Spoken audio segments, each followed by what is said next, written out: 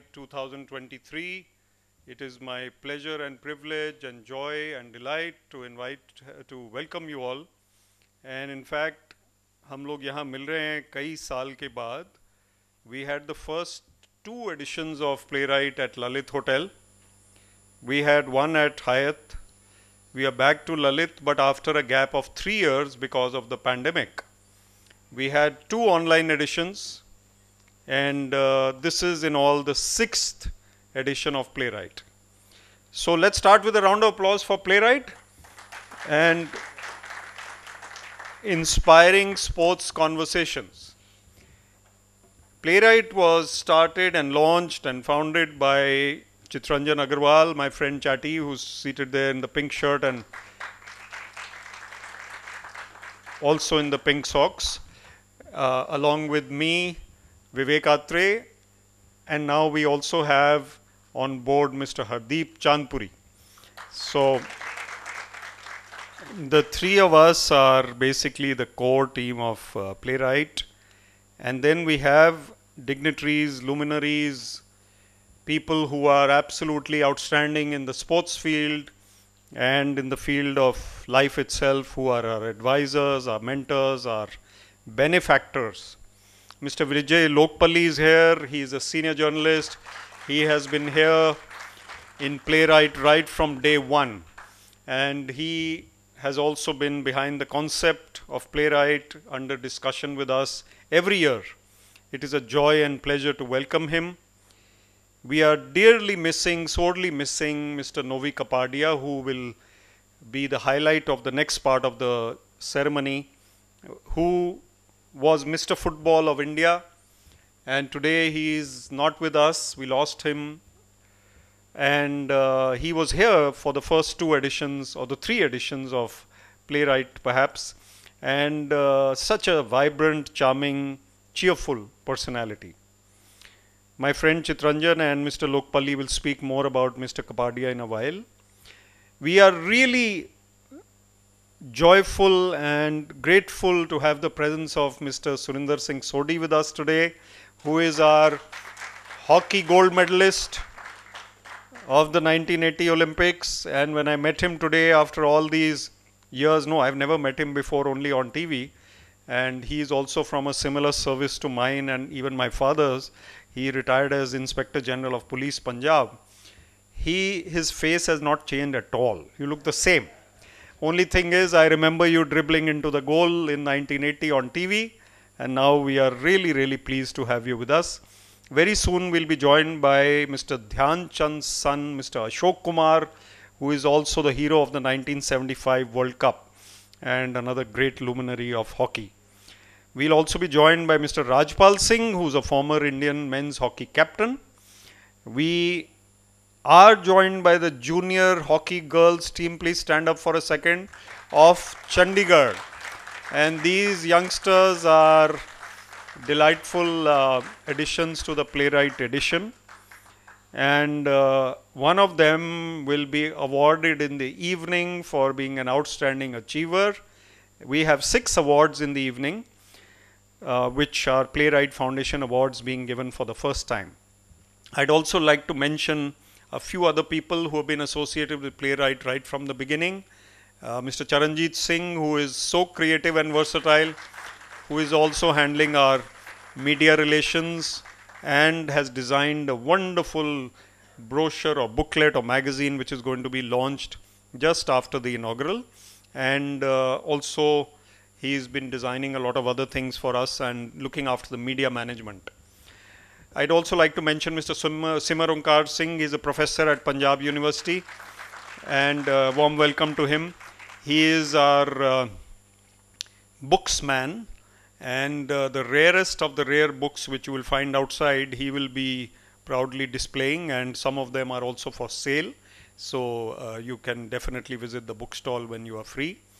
I would like to mention Colonel D.S. Chima, who is my senior friend and author, and he is the force behind many of the events that we do. Even today, Mr. Sodhi has come on the invitation of Mr. Colonel Chima. So very delighted to have your acquaintance, and wonderful to have Colonel Chima's company. I would also like to mention Dr. H.K. Bali, who is also Mr. Sports. Apart from being a renowned cardiologist of the region or the country, he is also Mr. Sports in many ways, and he loves sports like anything, I would say. And a delightful addition to our.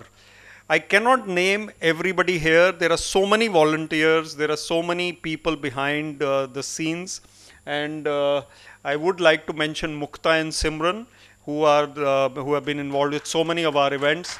Mukta is a former girls women's cricketer, also an author. Simran is going to be an author soon, I guess, and also very much a part of all our activities. We have many guests. I'm only naming the core team at the moment. We have Anshuman and Angad over here, who are A for Anshuman, A for Angad, and both are A's, I can tell you. They are doing very well. Anshuman has been the all-rounder behind many of our events, and even today, right now also, he's looking at his phone, his watch, because he has to do a lot of things. I would like to mention our sponsors, Hartake and TT Consultants. Hartake especially because they have really been a part of our event. I believe Priyanka ma'am is here from Hartake. So a round of applause for our sponsors. And also Shulini University, Manav Rachna, the Lawrence School, Sanar. They are also very much a part of our event. Vibrant Networking Forum, which is another of our mischiefs in the city, which does a few events which are also quite colorful and joyful. And gifting partners, Sock Soho and Parijai. Also, what is that in the bottom, Anshuman? And Vinova. So wonderful to have all of you here, and let me just share a few thoughts before we begin. I would like to say that Playwright is very close to our hearts. Sports still lights up my heart every day, and whenever I get a chance, I will be looking at the test match scores from Ahmedabad. So forgive me if I'm looking at my phone during your speech, but many of the speakers are here already. You will have great sessions, I'm sure, and we look forward to your involvement in Playwright on a continuous basis. मैं थोड़ी सी हिंदी बोलूँगा उन लोगों के लिए जो English ठीक से नहीं ज़्यादा समझ पा रहे, लेकिन वो कोई ख़ास बात नहीं है. हिंदी बहुत अच्छी लैंग्वेज है, पंजाबी बहुत अच्छी है, उर्दू भी बहुत अच्छी है, तो हमें सारी लैंग्वेजेस में बात करनी चाहिए जहाँ हो सके.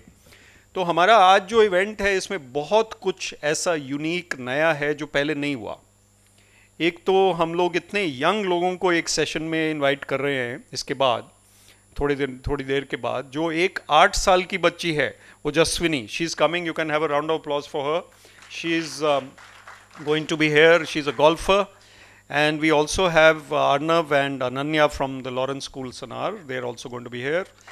We also have, for the very first time, of course, we'll have a giant leap for womankind session in which 3 young ladies will be in conference with Chitranjan Agarwal. And the very first event is the hockey, the Golden Touch event, which is being hosted by Prabjot Singh ji. And he's also another wonderful person in hockey and sports. He'll be talking to Ashok Kumar ji, Sodhi Saab and Rajpal ji. We also have during the day, we have book launches by Naveen Bansal ji. He's author on chess. And we have a unique event immediately after lunch. So lunch खा के जो जाने वाले हैं उनको मैं request कर रहा हूँ कि वो रुक जाएं लंच के बाद भी. पहले से ही कर लेता हूँ रिक्वेस्ट कि लंच के बाद खिसकना नहीं है. और जो हमारा फैशन इन स्पोर्ट्स इवेंट है, प्रेजेंटेशन है, वो बहुत एक्साइटिंग और इंटरेस्टिंग है. She will be joined by Tavleen. And then we have a session on industry should adopt sports, and that is a very important aspect which is being moderated by Mr. G. Rajaraman, who is on the way from Delhi in the train, I believe. Then we have sports, the pen, the lens, Vijay Lokpalli ji, Saurabh Duggal, Kamal Kishore ji.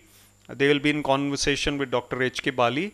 And then we have a presentation on sports injuries by Dr. Mandeep Dhillon, who's just arrived. We have a round of applause for him as well. He is basically going to talk about cricket injuries and his experience and how he has been instrumental in bringing many of the cricketers back to life virtually or back to the game. We also have Playwright Foundation Awards, where we'll be joined by Mamta Soda, who's a Padma Shri, who's an acclaimed mountaineer, and we have 6 awardees at that time. There is a jury of search committee of Mr. Lokpalli, Mr. Chandpuri and Ms. Mamta Sauda, who have selected the 6 awardees.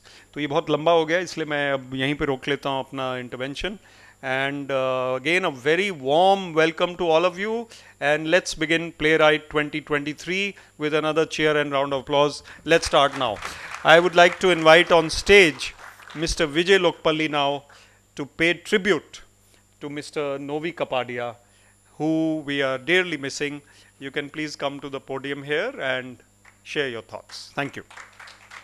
For me, it's a very emotional moment because Novi was a very dear friend. We met first in 1981. He was teaching English, and I was making my first steps in journalism. And I have not known a more committed, passionate sports lover.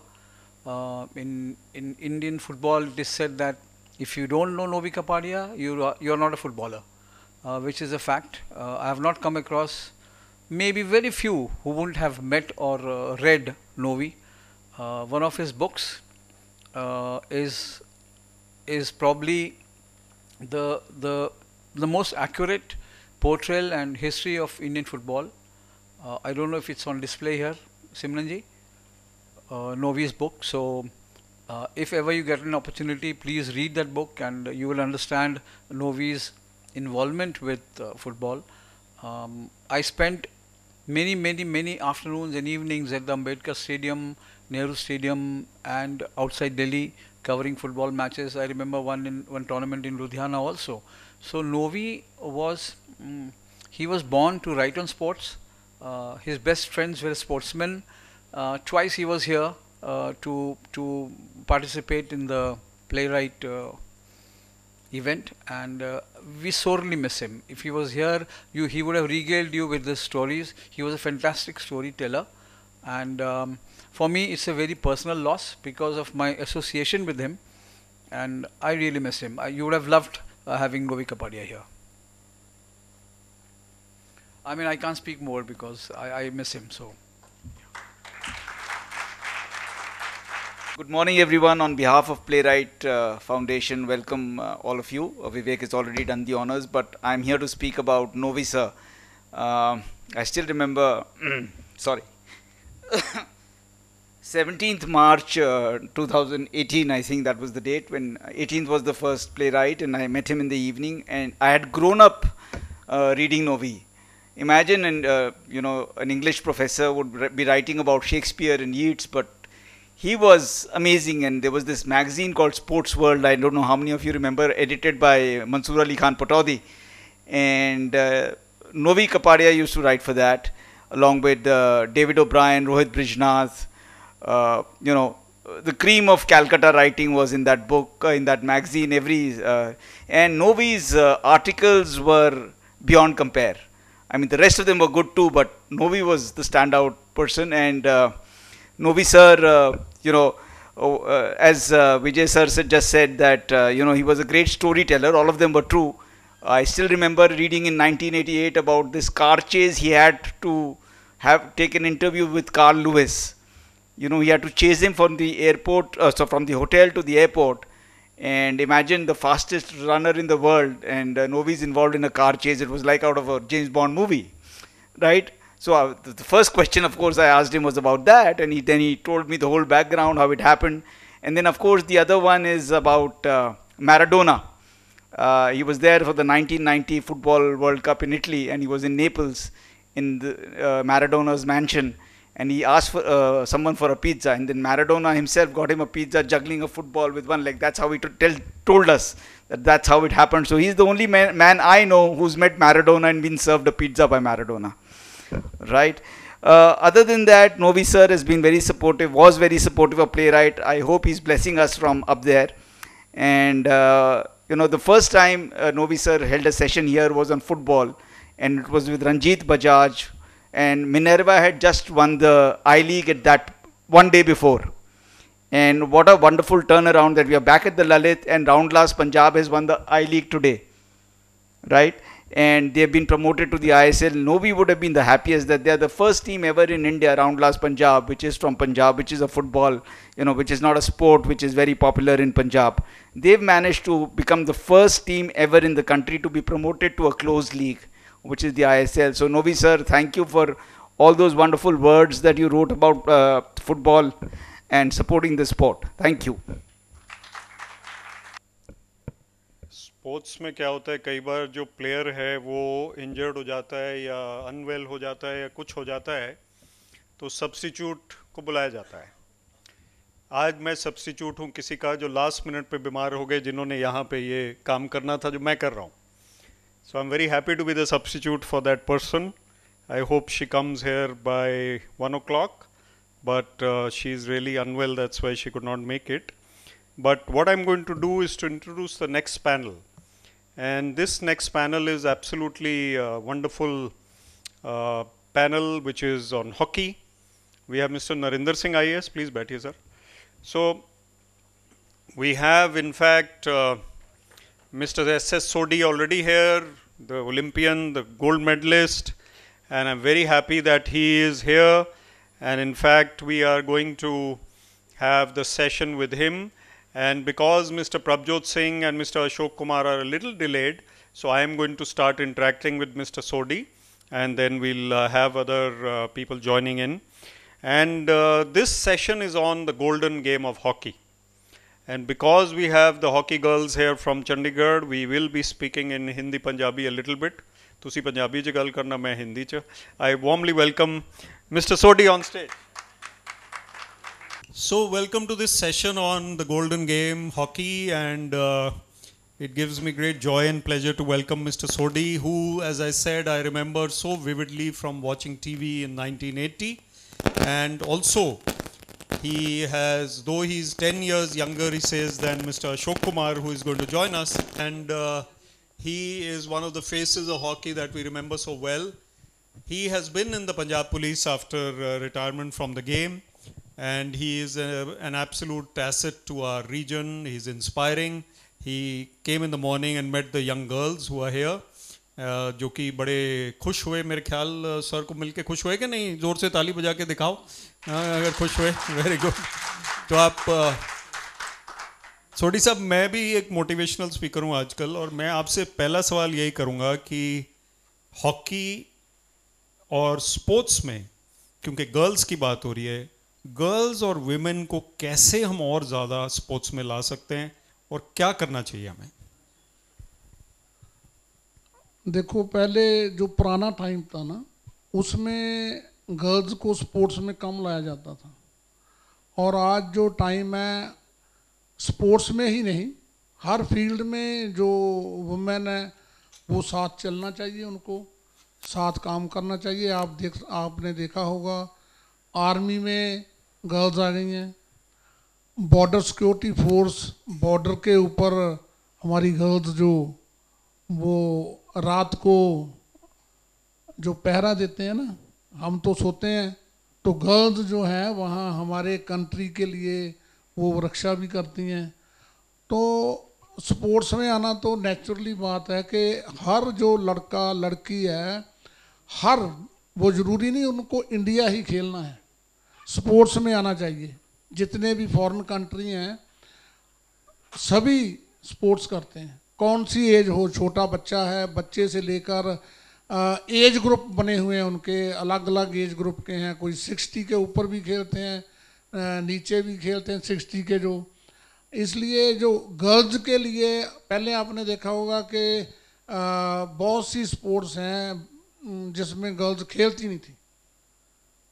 Hockey मेरा ख्याल है खेलती थी शुरू से, football नहीं खेलती थी. अभी टेबल टेनिस में है, बैडमिंटन में कितना नाम किया है लड़कियों ने, शूटिंग में कितना नाम किया है. इवन आपने देखा होगा कुश्ती जो कभी किया ही नहीं लड़कियों ने, उनमें मेडल आ रहे हैं लड़कियों के. सो आज का जो युग है ना, वो सभी के लिए है, और ऐसा नहीं है कि लड़की है उसको घर बैठना चाहिए. जो भी उनका इंटरेस्ट है जिस फील्ड में भी, और उस फील्ड में उनको काम करना चाहिए और आगे अपनी लाइफ को बढ़ाना चाहिए. बिल्कुल ठीक कहा आपने. और हमारी जो सोसाइटी की प्रायोरिटी है, जनरल बात अगर करें तो स्पोर्ट्स बड़ा थल्ले नीचे आता है. Why is it that we cannot popularise sports and make it more a part of the priority of the society? क्योंकि क्या हो रहा है, पुरानी बातें तो कि पढ़ो लिख के लिखो बनोगे नवाब और ये कूदोगे बनोगे खराब. But can we somehow have more people playing sports at all levels? जैसे नेशनल स्पोर्ट्स डे होता है मेजर ध्यानचंद जी के नाम पे अभी, लेकिन हम उसमें भी हमें लगता है कि ये जो कोई कोई खेलता है, बस खेलो इंडिया अच्छा है, लेकिन क्या हमारे सोसाइटी में वो कल्चर आ गया है स्पोर्ट्स का? हर बच्चा खेल रहा है? नहीं. तो क्या हम कर सकते हैं जिससे कि खेल जो है वो पूरी सोसाइटी का एक पार्ट बन जाए? इंडिया और फॉरेन कंट्री, इसमें बहुत डिफरेंस है. जो फॉरेनर है वो काम करते हैं, खेलते हैं. जो इंडिया है, इंडिया में हमें एक चीज़ दिखती है, खेलते हैं तो पैसा मिलता है, काम करते हैं तो पैसा मिलता है. जो फैमिलीज़ हैं, जो पेरेंट्स हैं, वो ये देखते हैं कि हमारा बच्चा अगर एजुकेशन में आगे चले जाएगा, अच्छा पढ़ लिख जाएगा तो नौकरी मिल जाएगी. और वो ये देखते हैं कि अगर वो अच्छा नहीं पढ़ा तो पीछे रह जाएगा. और गेम में क्या है, उनको वो रिस्क समझते हैं. गेम स्पोर्ट्स में वो समझते हैं रिस्क है, आगे गया या नहीं गया तो उसको फिर आगे प्रॉब्लम है.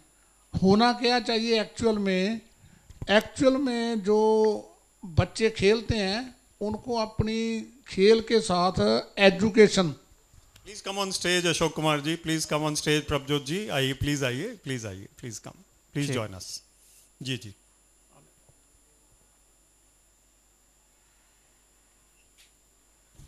Check.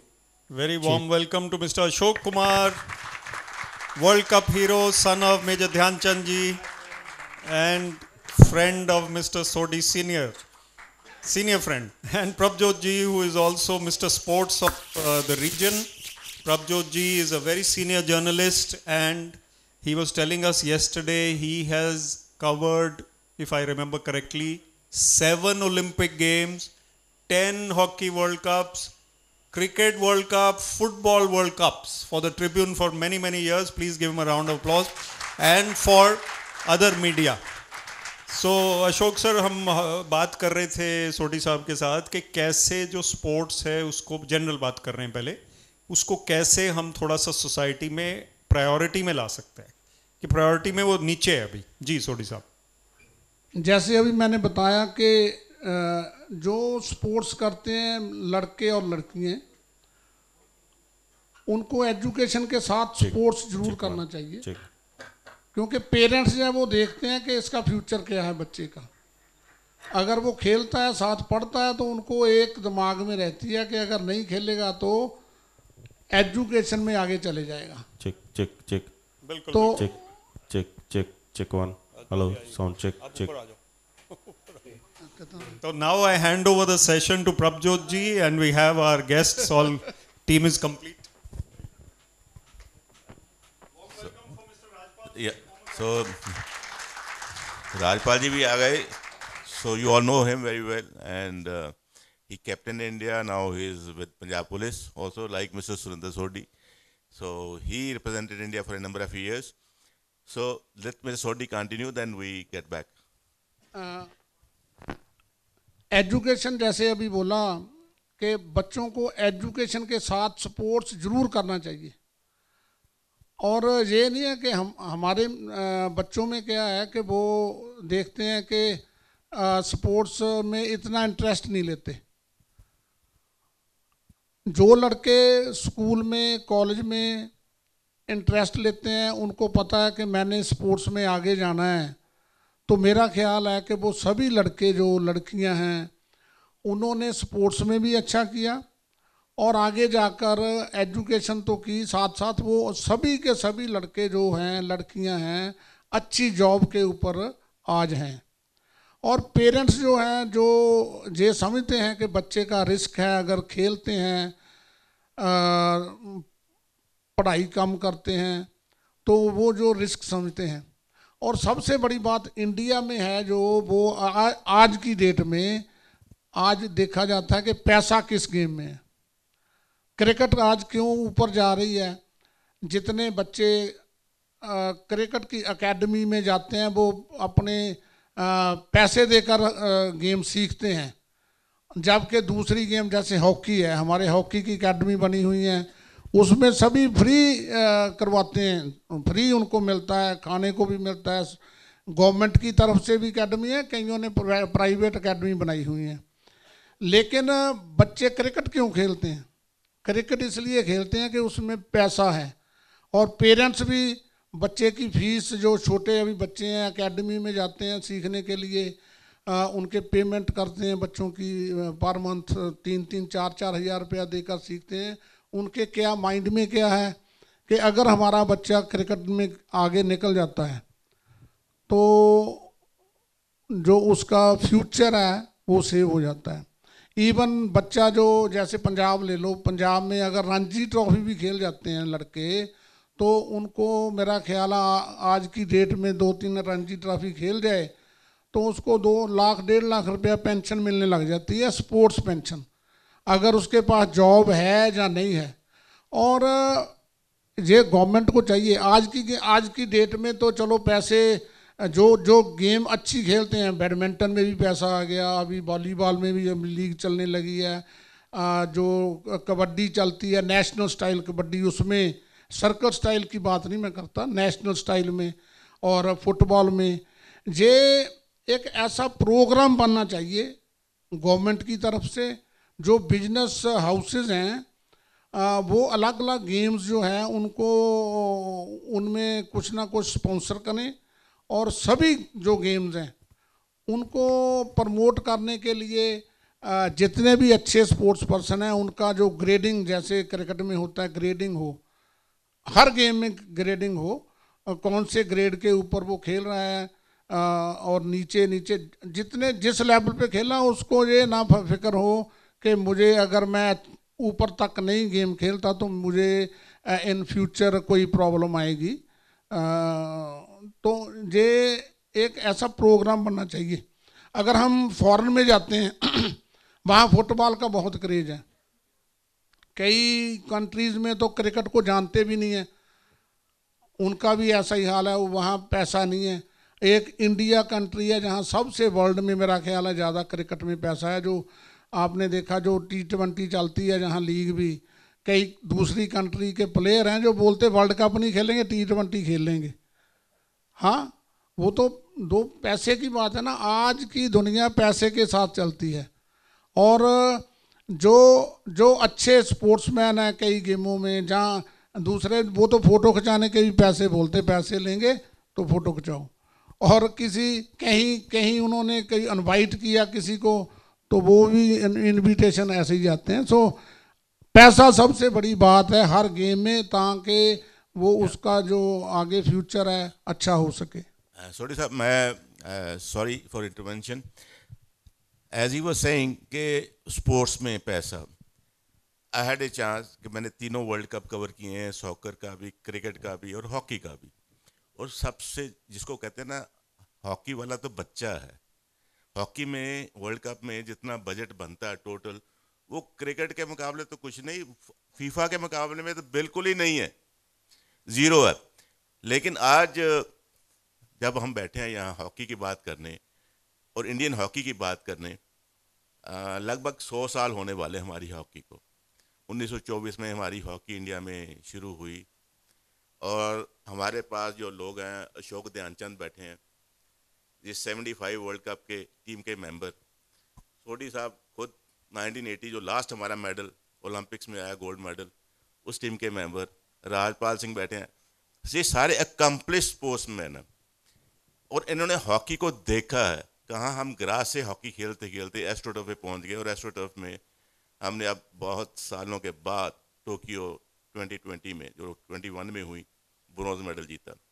सो मैं ये चाहता हूँ कि हम इनके एक्सपीरियंस भी सुने कि जब ये खेलते थे हॉकी, और कैसी रही हॉकी की हमारी यात्रा। तो आपने मिस्टर सोडी से बातें सुनी, लेकिन एक मैं इंटरेस्टिंग बात बताना चाहता हूँ सुरेंद्र सिंह सोडी के बारे में, शायद बहुत लोगों को मालूम नहीं होगा। ये सोडी नहीं है, इनका नाम है सुरेंद्र सिंह शोकर। लेकिन ये कैसे सोडी बने ये खुद बताएंगे अपनी स्टोरी, और ये बड़ी इंटरेस्टिंग बातें हैं। वो फेमस सारी दुनिया में ये एज सुरेंद्र सिंह सोडी ही हुए हैं। और बड़ी इंटरेस्टिंग स्टोरियाँ होती हैं हॉकी में, लेकिन लोगों को मालूम नहीं होती, क्योंकि हॉकी में आज भी दुनिया में, इंडिया में तो चलो खुद मीडिया कवर करता है, बाहर तो जो कंट्री बहुत अच्छे हैं, जर्मनी जैसे वर्ल्ड चैंपियन है, वहाँ के पेपर में तो एक लाइन की खबर भी नहीं छपती हॉकी की। लेकिन उन्होंने हॉकी को मोनोपोलाइज किया है। वहाँ अमीर लोग हॉकी खेलते हैं, और इंडिया में हॉकी कौन खेलने वाले हैं? लोअर मिडिल क्लास या अपर मिडिल क्लास मैक्सिमम। ये सब आप राजपाल बताएंगे, सुरेंद्र बताएंगे, अशोक जी बताएंगे कि हॉकी हमारे लोग जब ब्रिटिश लेके आए इंडिया में हॉकी, तो वो कंटोनमेंट्स एरिया में लेके आए, जहाँ जो साथ में काम करते थे ना, आर्मी के साथ काम करते थे, उन्होंने हॉकी इंट्रोड्यूस की। जैसे झांसी था, जलंधर में जितने गांव हैं कंटोनमेंट के, वो सारे हॉकी के विलेज बने। ऐसे ही भोपाल था, कैलकाटा से शुरू हुआ, सबसे पहले कंटोनमेंट कैलकाटा में बना, बॉम्बे में बना, भोपाल में बना, झांसी में बना, जलंधर में बना, मेरठ में बना, और ये हॉकी के बेसिक नर्सरीज बनी, यहाँ से हॉकी निकली। सो कैसे हॉकी निकली? इन्होंने सारी जनरेशन, मेजर ध्यानचंद, उनके भाई रूप सिंह, ये सातों भाई, सारे भाई खेलते रहे हॉकी। तो मैं चाहता हूँ कि पहले अशोक कुमार अपना कुछ एक्सपीरियंस शेयर करें, तो उसके बाद सोडी साहब से चलेंगे, फिर राजपाल जी से पूछेंगे कि अब वो सबसे लेटेस्ट उन्होंने हॉकी छोड़ी है, सबसे लास्ट तक वो हॉकी खेले हैं, कैसा रहा उनका सफ़र, इनसे शुरू होके सोडी साहब से देख के अब लेटेस्ट ट्रेंड क्या है हॉकी में। So over to Ashok Kumar जी।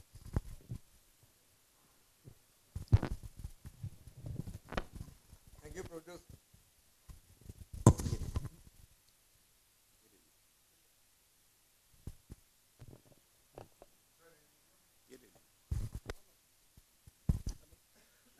ठीक है, हो गया। सबसे पहले तो मैं आज इस प्रोग्राम में आए हुए सभी रेनाउंड पर्सनैलिटीज़, हमारे साथ बैठे हुए सुरेंद्र सोडी जी साहब, श्री राजपाल सिंह जी, और जिन्होंने हमको अपनी कलम से, अपने पेन से उन खेलों को देखकर ऊपर उठाया, श्री प्रभजोत सिंह साहब, कर्नल चीमा साहब, चंडीगढ़ के सभी खेल प्रेमी लोग, और हमारे सामने ये बच्चे बैठे हुए हैं जिनके लिए ये शायद लेक्चर ज़्यादा यूज़फुल होगा कि हम लोगों ने किस तरह से इस खेल को अपनाया, किस तरह से खेलना शुरू किया, क्या क्या हमारे रीजंस थे, क्या हमारे हालात थे। उसके बावजूद इस देश के बहुत बड़े खेल को, जिसमें 8 गोल्ड मेडल हमने देश ने हासिल किए हैं और सिल्वर मेडल हासिल किए हैं, ब्रॉन्ज मेडल हासिल किए हैं, हमारे देश के 50 लोग द्रोणाचार्य अवार्डी हैं, इसके अंदर अर्जुन अवार्डीज सैकड़ों की संख्या में हैं, पद्मश्री हैं, पद्म भूषण हैं। तो ये अवार्ड्स इस खेल की बदौलत मिले हैं। ये खेल अगर हम शुरू में जाएं इस खेल को, जहाँ पर मैं कहूँ कि मैं ऐसे परिवार से या उस घर से पैदा हुआ जहाँ पर जिसने हॉकी को अपने खेल से एक नई ऊंचाई दी। देश तो हमारा बटा हुआ था, हम सब जानते हैं। अगर मैं बात करूँ 1921-22 की, देश तो डिवाइडेड था, राजा रजवाड़े, महाराजा, जागीरदार, नवाब्स, तो ये हमारा देश था। लेकिन उस जैसा प्रभजोत साहब ने बताया कि कैंटोनमेंट एरिया में जब हॉकी खेली जाती थी, तो मेरे दादा ध्यानचंद जी के पिताजी वो भी आर्मी में थे, तो उनकी 8वीं 9वीं 10वीं में जब ध्यान सिंह को हिज नेम वाज ध्यान सिंह एग्जैक्टली, ध्यान सिंह को देखा कि ये तो खेलने में लगा हुआ है, पढ़ाई में करता नहीं कुछ। तो एक दिन गुस्से में आके जो मेरे पिताजी लिखते हैं, बाबूजी लिखते हैं कि मुझे पिटाई लगाई उन्होंने, दादाजी ने, और हाथ पकड़ के खींच के आर्मी में भर्ती कर दिया 16 साल की उम्र में। At the age of 16 when he was not mature even. 2 साल वो रहे, ब्राह्मण रेजिमेंट थी उस ज़माने में, उसमें भर्ती करा दिया उसमें।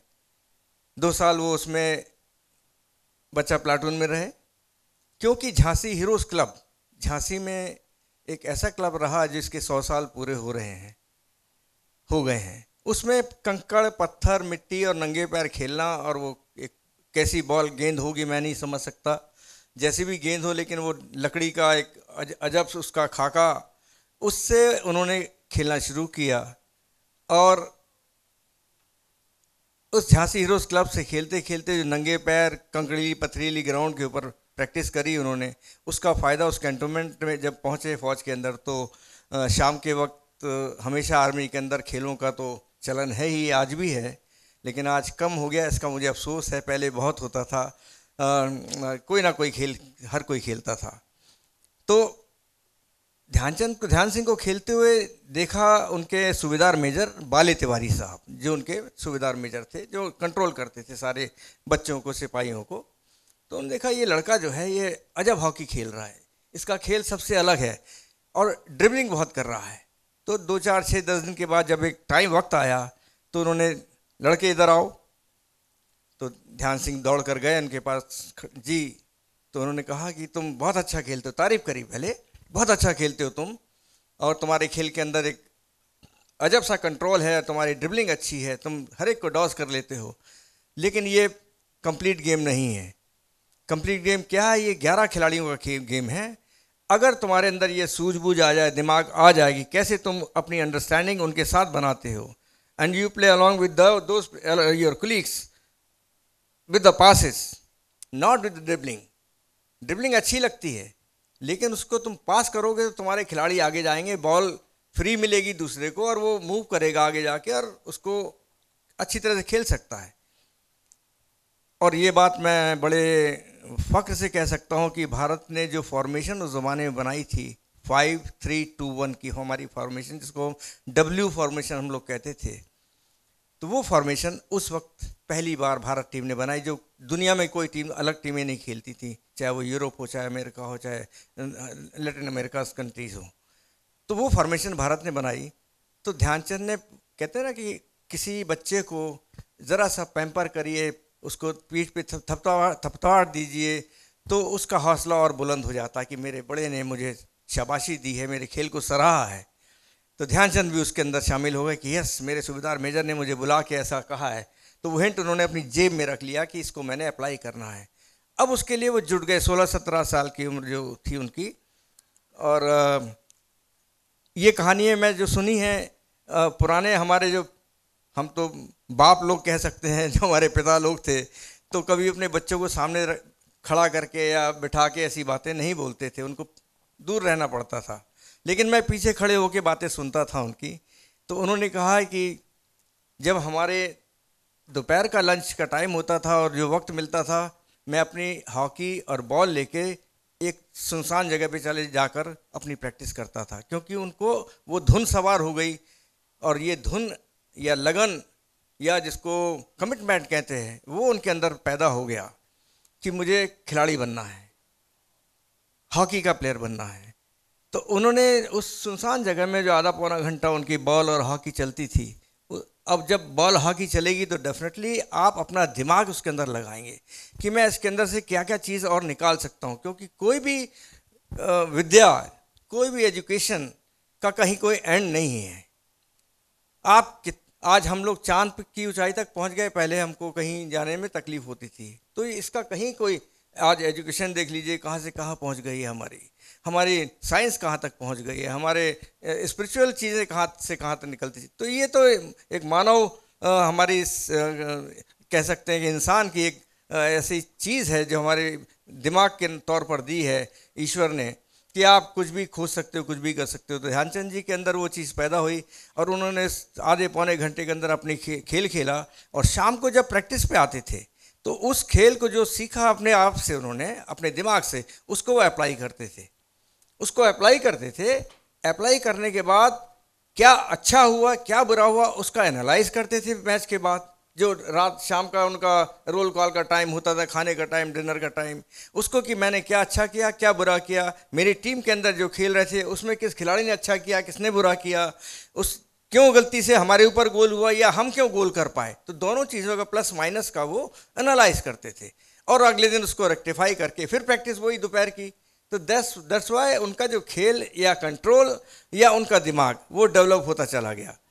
और भारत की पहली बार भारतीय सेना की टीम, जिसके 100 साल पूरे होने में अब 3 साल बाकी हैं, 1926 में पहली बार भारत की सेना की टीम न्यूजीलैंड के दौरे पर गई। क्योंकि यहाँ भारत में जितने भी पेपर्स थे उन्होंने हॉकी के बारे में लिखना शुरू कर दिया। और उस ज़माने में अगर 4 लाइन का भी राइट अप आ जाए तो बहुत बड़ी बात हुआ करती थी। और हॉकी के बारे में लिखना शुरू हुआ तो न्यूजीलैंड ने उनको इनवाइट किया और भारत की सेना की टीम वहाँ गई। भारत की सेना की टीम वहाँ जाती है और पहला गोल जो उस धरती पर पड़ता है न्यूजीलैंड के ऊपर, वो ध्यानचंद की हॉकी से ही पड़ता है। तो ये वो चीज़ें थी जो शुरुआती दौर में हमारी हॉकी को एक इस्टेब्लिश दिया, उस करार एक नाम दिया, फेम दिया।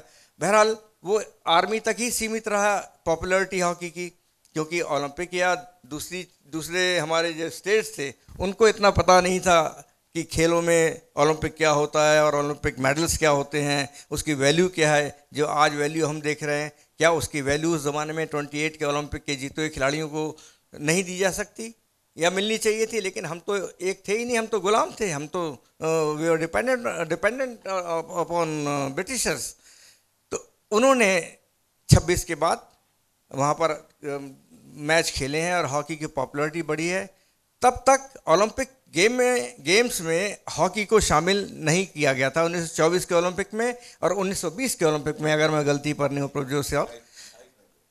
पहली बार उसके पहले 16 में इंग्लैंड ने जीता था उस मैच को जी।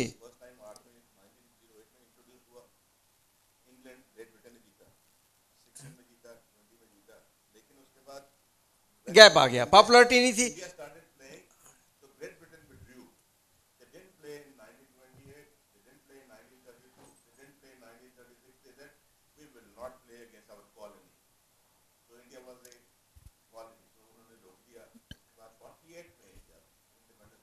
तब खेले हैं।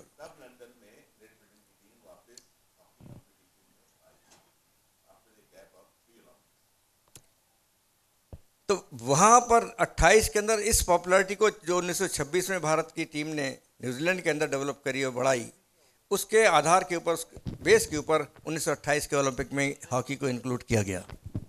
वो जो इंक्लूड किया गया भारत की टीम को, वो समझिए हमारा गोल्डन पीरियड उस वक्त हॉकी का शुरू हो गया था, वो शुरू हो गया।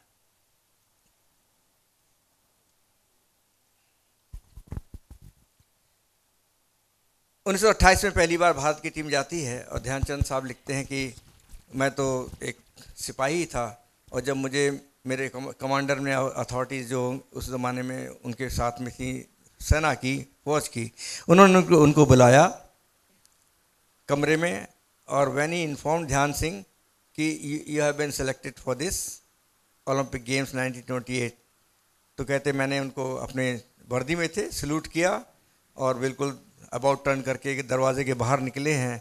और उसके बाद कहा कि खुशी के मारे मैं वहाँ से उस दरवाजे से लेकर अपने बैरक तक जहाँ मेरे संगी साथी थे वहाँ तक मैं दौड़ता गया हूँ आई, और ये बात कहने के लिए कि मैं किस तरह इस बात को कहूँ कि मेरा सिलेक्शन इंडिया की टीम में ओलंपिक के अंदर हो गया है। तो देखिए खेलों के अंदर कितनी खुशी हासिल होती है जब हम कोई चीज़ अचीव करते हैं, और उस अचीवमेंट का फ़र्क दूसरों के ऊपर जब पड़ता है कि यस हमारे साथी ने, हमारे शहर के बच्चे ने, हमारे देश के बच्चे ने इस चीज़ हासिल करी, तो सारा देश, सारा समाज, सारा शहर, स्कूल्स, कॉलेज, बच्चे सब खुश होते हैं।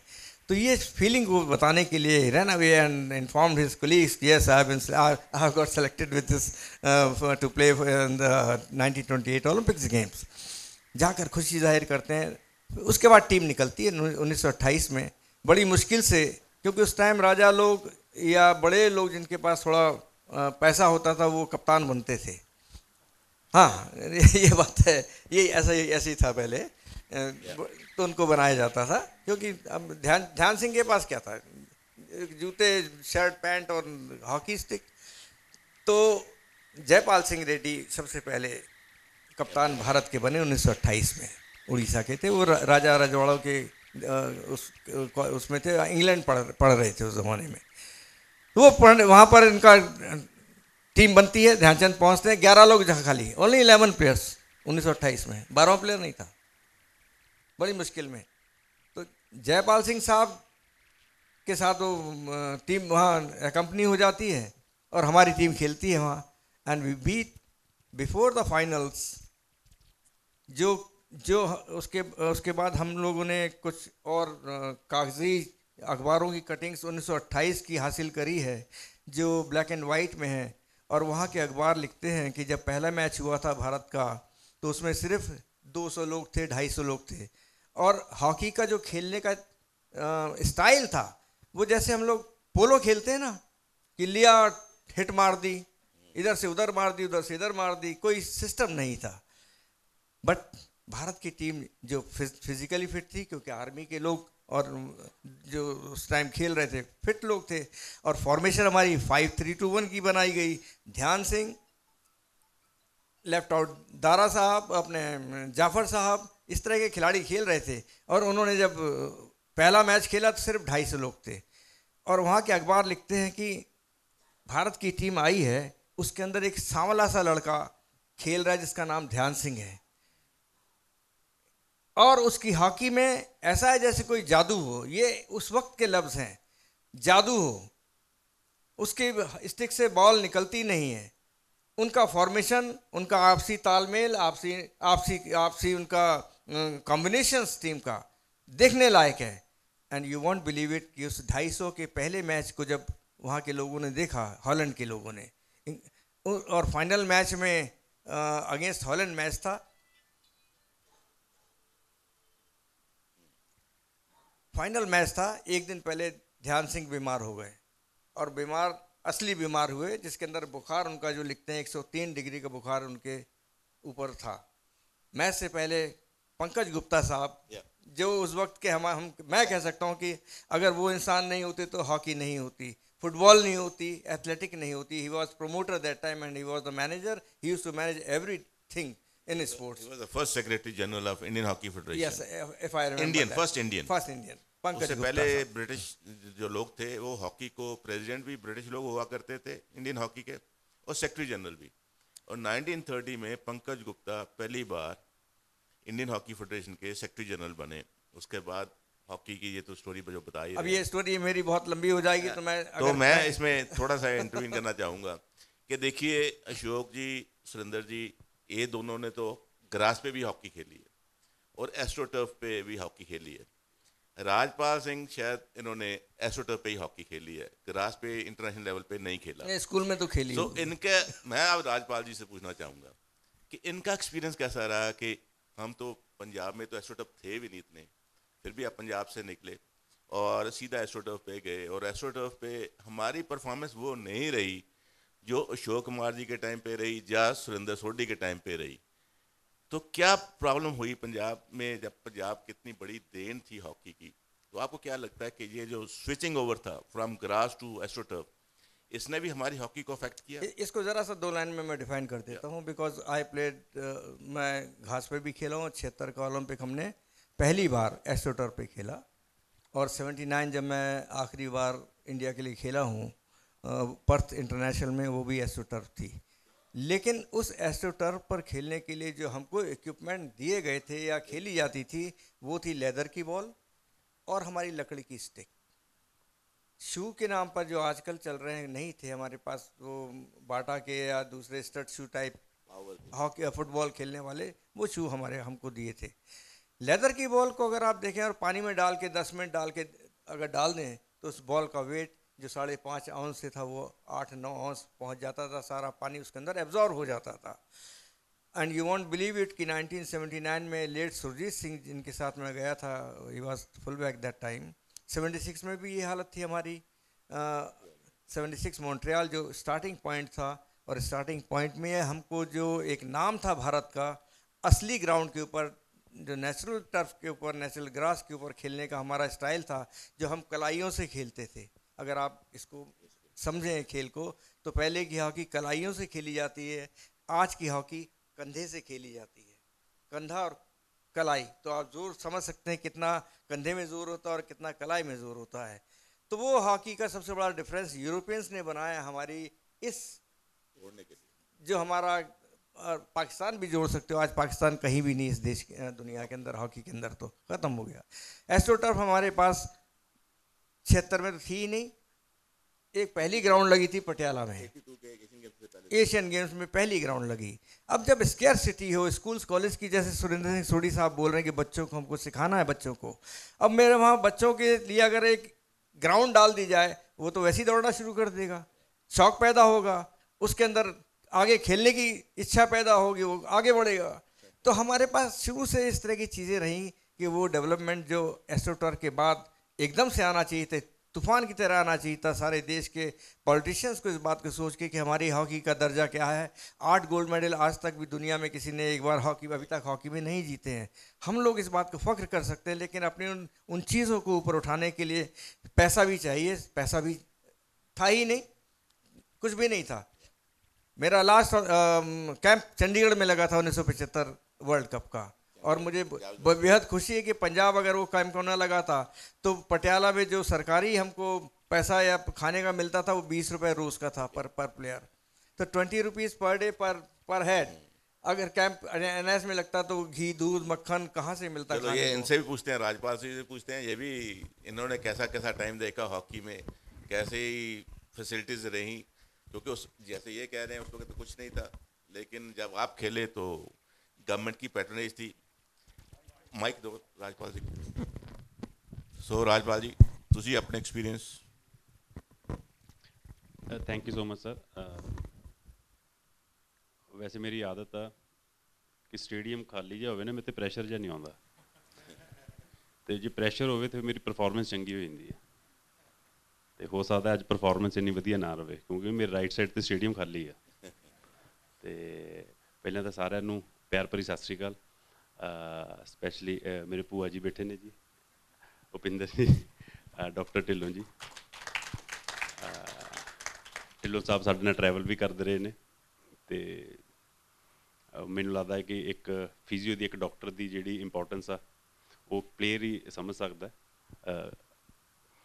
टीम दे विच कॉन्फिडेंस जिन्ना फिटनेस करके हुंदा, उन्ना ही जे इंजरी तो बाद रिकवरी है ਉਹਦੀ ਜਿਹੜਾ ਕੌਨਫੀਡੈਂਸ ਉਹ ਵੀ ਪਲੇਅਰ ਦੇ ਵਿੱਚ ਟੀਮ ਦੇ ਵਿੱਚ ਹੋਣਾ ਬੜਾ ਜ਼ਰੂਰੀ ਹੈ। ਅਤੇ ਮੈਨੂੰ ਲੱਗਦਾ ਕਿ ਕ੍ਰੈਡਿਟ ਜਿਹੜਾ ਢਿੱਲੋਂ ਸਾਹਿਬ ਨੂੰ ਜਾਂਦਾ ਹੈ। ਜਦੋਂ ਵੀ ਸਾਡੇ ਨਾਲ ਟਰੈਵਲ ਕੀਤਾ ਸਾਨੂੰ ਇੰਜਰਡ ਹੋਣ ਦਾ ਕੋਈ ਡਰ ਨਹੀਂ ਹੁੰਦਾ ਸੀ ਕਿ ਜਿੰਨਾ ਮਰਜ਼ੀ ਜ਼ੋਰ ਲਾ ਲਓ, ਇਹਨਾਂ ਨੇ 24 ਘੰਟੇ ਦੇ ਵਿੱਚ ਰਿਕਵਰ ਕਰ ਦੇਣਾ ਤੁਹਾਨੂੰ। ਅਤੇ ਮੈਨੂੰ ਲੱਗਦਾ ਕਿ ਇਹ ਵੀ ਸ਼ਾਇਦ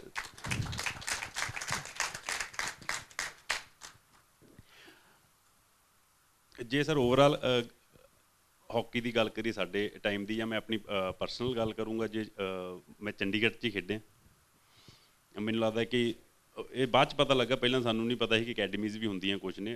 मैं कदी किसी भी स्टेट या स्पोर्ट्स अथॉरिटी ऑफ इंडिया की अकैडमी च नहीं रहा। सर यूपी के मुंडे अक्सर मेरे ब्रदर नूं कहंदे, देहरादून जॉब करते हैं, कि यार कि ये फस्ट टाइम होना इंडिया दे विच कि होम प्रोडक्शन जिहड़ा वो कैप्टन बन गया, कि घरों कोई खेड नहीं सकता सी। इसका ये भी गलत फहमी है अपने बहुत ज़्यादा अपने स्पोर्ट्स नूं लैके कि जदों भी स्पोर्ट्स स्टार्ट करनी है वो प्रोफैशनल करनी है, नहीं करनी। प्रोफैशनल स्पोर्ट्स करने की कोई लोड़ नहीं। मैं जो 6वीं क्लास स्टार्ट की, मैं उदों जॉब बारे सोच भी नहीं सकता। जे कोई 5वीं च कर रहे हो, किवें बच्चा सोचूगा कि मैं जॉब बारे कर लूँगा। जिद्दां दी फैमिली तो बिलोंग करते, बस उन्ना की सोचना।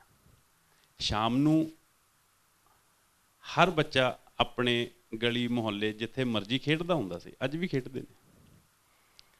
उदों क्रिकेट भी खेडदे सी असीं, फुटबॉल भी गली च खेडदे सी ते हॉकी भी खेडदे सी। वो टाइम जे बन्निया हुंदा जिद्दन जिहड़े प्लेयर आ गए, जिन्ने कि भी सारिਆਂ को हॉकी हुंदी, अज हॉकी खेड लैनी है। जिद्दन दिल करना क्रिकेट ते क्रिकेट भी खेड लैनी है। जिन्ने भी इत्थे बैठे ने, मैं सब नूं ये कहना कि स्पोर्ट्स प्रोफैशनली नहीं खेडनी। प्रोफैशन तो आके स्टार्ट हुंदा जदों प्रैशर आऊगा कि 17-18 साल दे एज। प्रोफैशनली ते पैशनली फर्क आ।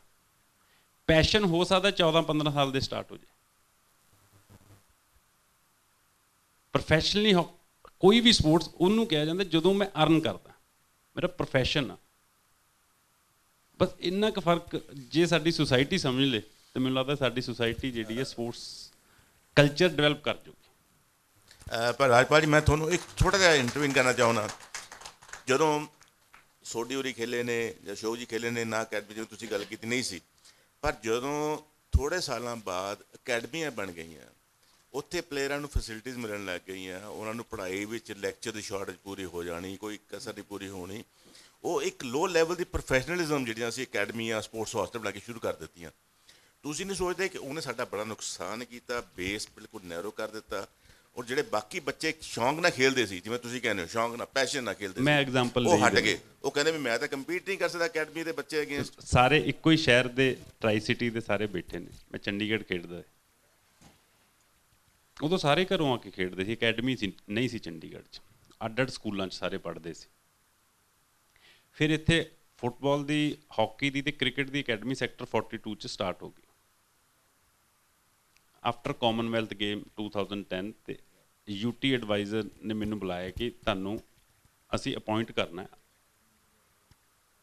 As a advisor hockey academy 'ਚ।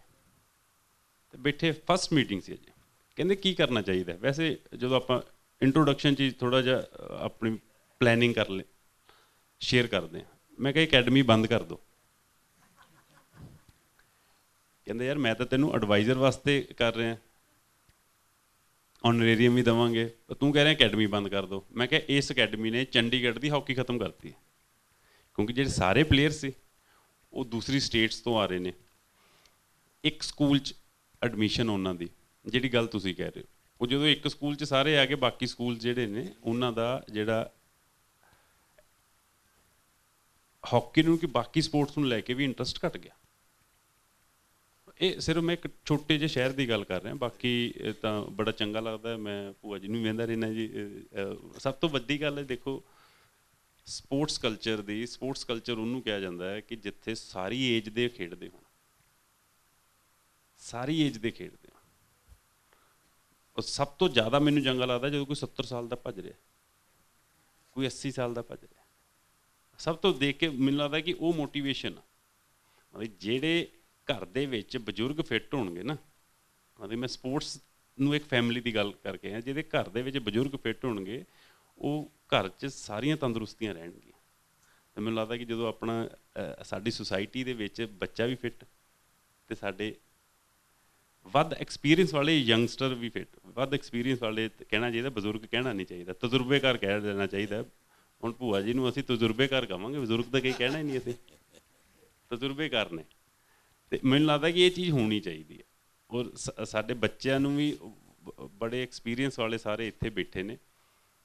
ਇੱਕ ਕਮੀ ਜਿਹੜੀ, ਮੈਂ ਸਿਸਟਮ ਨੂੰ ਕਦੀ ਚੰਗਾ ਮਾੜਾ ਨਹੀਂ ਕਹਿੰਦਾ, ਹਮੇਸ਼ਾ ਸੁਸਾਇਟੀ ਚੰਗੀ ਅਤੇ ਮਾੜੀ ਹੁੰਦੀ ਹੈ। ਸੁਸਾਇਟੀ ਚੰਗੀ ਮਾੜੀ ਵੀ ਨਹੀਂ ਹੁੰਦੀ, ਸੁਸਾਇਟੀਆਂ 'ਚ ਫਰਕ ਹੁੰਦਾ ਸਿਰਫ। ਯੂਰਪੀਅਨ ਸੁਸਾਇਟੀ ਅਤੇ ਇੰਡੀਅਨ ਸੁਸਾਇਟੀ 'ਚ ਬਸ ਥੋੜ੍ਹਾ ਬਹੁਤਾ ਫਰਕ ਆ। ਉਹ ਸੰਡੇ ਨੂੰ ਖੇਡਦੇ ਨੇ ਅਤੇ ਅਸੀਂ ਸੰਡੇ ਨੂੰ ਨਹੀਂ ਖੇਡਦੇ, ਬਸ ਇੰਨਾ ਕੁ ਬਹੁਤ ਵੱਡਾ ਫਰਕ ਆ। ਉਹਨਾਂ ਦੇ ਜਿਹੜੇ ਉੱਥੇ ਕਲੱਬ ਚੱਲਦੇ ਨੇ ਉਹ ਸੁਸਾਇਟੀ ਚਲਾਉਂਦੀਆਂ ਨੇ, ਸਾਡੇ ਇੱਥੇ ਕਹਿੰਦੇ ਕਿ ਗੌਰਮੈਂਟ ਚਲਾਵੇ। ਅਸੀਂ ਥੋੜ੍ਹੇ ਨਹੀਂ 99% ਹੈਂਡੀਕੈਪਟ ਆ ਸਾਡੀ ਸੁਸਾਇਟੀ। ਜੋ ਅਸਲੀਅਤ ਆ ਨਾ ਕੋਈ ਕਹਿਣਾ ਚਾਹੁੰਦਾ ਅਤੇ ਨਾ ਕੋਈ ਸੁਣਨਾ ਚਾਹੁੰਦਾ। ਅਸੀਂ ਹਰ ਕੋਈ ਗੌਰਮੈਂਟ ਨੇ ਕੀ ਕੀਤਾ, ਗੌਰਮੈਂਟ ਨੇ ਕੀਤਾ। ਪੈਸਾ ਬਾਅਦ 'ਚ ਆਉਣਾ ਚਾਹੀਦਾ ਨਹੀਂ, ਪਰ ਮੈਸੀ ਨੇ ਜਦੋਂ ਸਟਾਰਟ ਕੀਤਾ ਸੀ ਉਹ ਪੈਸੇ ਵਾਸਤੇ ਨਹੀਂ ਕੀਤਾ ਸੀ। ਜਦੋਂ ਉਹਨੂੰ ਬਾਰਸਲੋਨਾ ਨੇ ਪਿਕ ਕੀਤਾ ਤੇ ਸਿਰਫ ਉਹਦੇ ਟ੍ਰੀਟਮੈਂਟ ਵਾਸਤੇ ਕੀਤਾ ਸੀ। ਪਰ ਉਹ ਪੈਸੇ ਵਾਸਤੇ ਗਿਆ ਹੀ ਨਹੀਂ। ਬਾਅਦ 'ਚ ਮੈਂ ਤੁਹਾਨੂੰ ਇੱਥੇ ਇੱਕ ਸਵਾਲ ਪੁੱਛਣਾ ਚਾਹੁੰਦਾ। ਸਵਾਲ ਠੀਕ ਹੈ। 75 'ਚ ਵਰਲਡ ਕੱਪ ਅਸੀਂ ਜਿੱਤੇ, ਸਰਕਾਰ ਨੇ ਪੈਸਾ ਦਿੱਤਾ, ਪੰਜਾਬ ਸਰਕਾਰ ਨੇ ਕੈਂਪ ਲਾਇਆ, ਖਰਚ ਕੀਤਾ, ਟੀਮ ਭੇਜੀ। 2010 ਦਾ ਵਰਲਡ ਕੱਪ ਕੀਤਾ, ਦਿੱਲੀ ਦੀ ਚੀਫ ਮਿਨਿਸਟਰ ਨੇ ਪੈਸਾ ਦਿੱਤਾ ਕਿ ਵਰਲਡ ਕੱਪ ਕਰਾਓ। 2 ਵਰਲਡ ਕੱਪ ਅਸੀਂ ਉੜੀਸਾ ਕਰਾਏ ਕਿ ਸਰਕਾਰ ਨੇ ਪੈਸੇ ਦਿੱਤੇ, ਫੈਸਿਲਿਟੀਜ਼ ਕ੍ਰੀਏਟ ਕੀਤੀਆਂ ਅਤੇ ਕਰਾਓ। ਅੱਜ ਸਾਡੀਆਂ ਐਸੋਸੀਏਸ਼ਨਾਂ, ਫੈਡਰੇਸ਼ਨਾਂ ਕੋਲ ਕੱਖ ਨਹੀਂ ਹੈਗਾ। ਜੇ ਸਰਕਾਰਾਂ ਨਹੀਂ ਖੜਦੀਆਂ ਤਾਂ ਸਾਡੀਆਂ ਸਪੋਰਟ ਜਿਹੜੀਆਂ ਤੁਸੀਂ ਅੱਜ ਦੇਖ ਰਹੇ ਹੋ ਸ਼ਾਇਦ ਇਹ ਨਹੀਂ ਹੋਣੀਆਂ ਸੀ, ਕਿਉਂਕਿ ਸਾਡੀ ਸੁਸਾਇਟੀ ਜਿਵੇਂ ਤੁਸੀਂ ਕਿਹਾ ਅਸੀਂ ਸਪੋਰਟਸ ਵੱਲ ਇਨਕਲੀਨੇਸ਼ਨ ਲੂਜ਼ ਕਰ ਲਈ। ਪਰ ਕੁਝ ਪੇਰੈਂਟਸ, ਅਸੀਂ ਇੰਡੀਵਿਜੂਅਲ ਸਪੋਰਟਸ ਕਿਉਂ ਅੱਛੇ ਹੋ ਗਏ ਕਿ ਕੁਝ ਪੇਰੈਂਟਸ ਨੇ ਕਿਹਾ ਕਿ ਮੇਰਾ ਬੱਚਾ ਸ਼ੂਟਿੰਗ ਵਧੀਆ ਕਰ ਸਕਦਾ, ਮੈਂ ਪੈਸੇ ਖਰਚਦਾ, ਟ੍ਰੇਨਿੰਗ ਦਵਾਉਣਾ, ਬਾਅਦ ਉਹ ਮੈਡਲ ਆਉਣ ਲੱਗ ਗਏ। ਬਾਕਸਿੰਗ 'ਚ ਆਪਣੇ ਭੇਜਣ ਲੱਗ ਗਏ, ਬੈਡਮਿੰਟਨ 'ਚ ਗੋਪੀ ਚੰਦ ਦੀ ਅਕੈਡਮੀ ਭੇਜਣ ਲੱਗ ਗਏ, ਪ੍ਰਕਾਸ਼ ਪਾਡੂਕੋਨ ਦੀ ਅਕੈਡਮੀ 'ਚ ਭੇਜਣ ਲੱਗ ਗਏ, ਇੰਡੀਵਿਜੂਅਲ ਤਾਂ ਸਾਡੇ ਰਿਜ਼ਲਟਸ ਆਉਣ ਲੱਗ ਗਏ।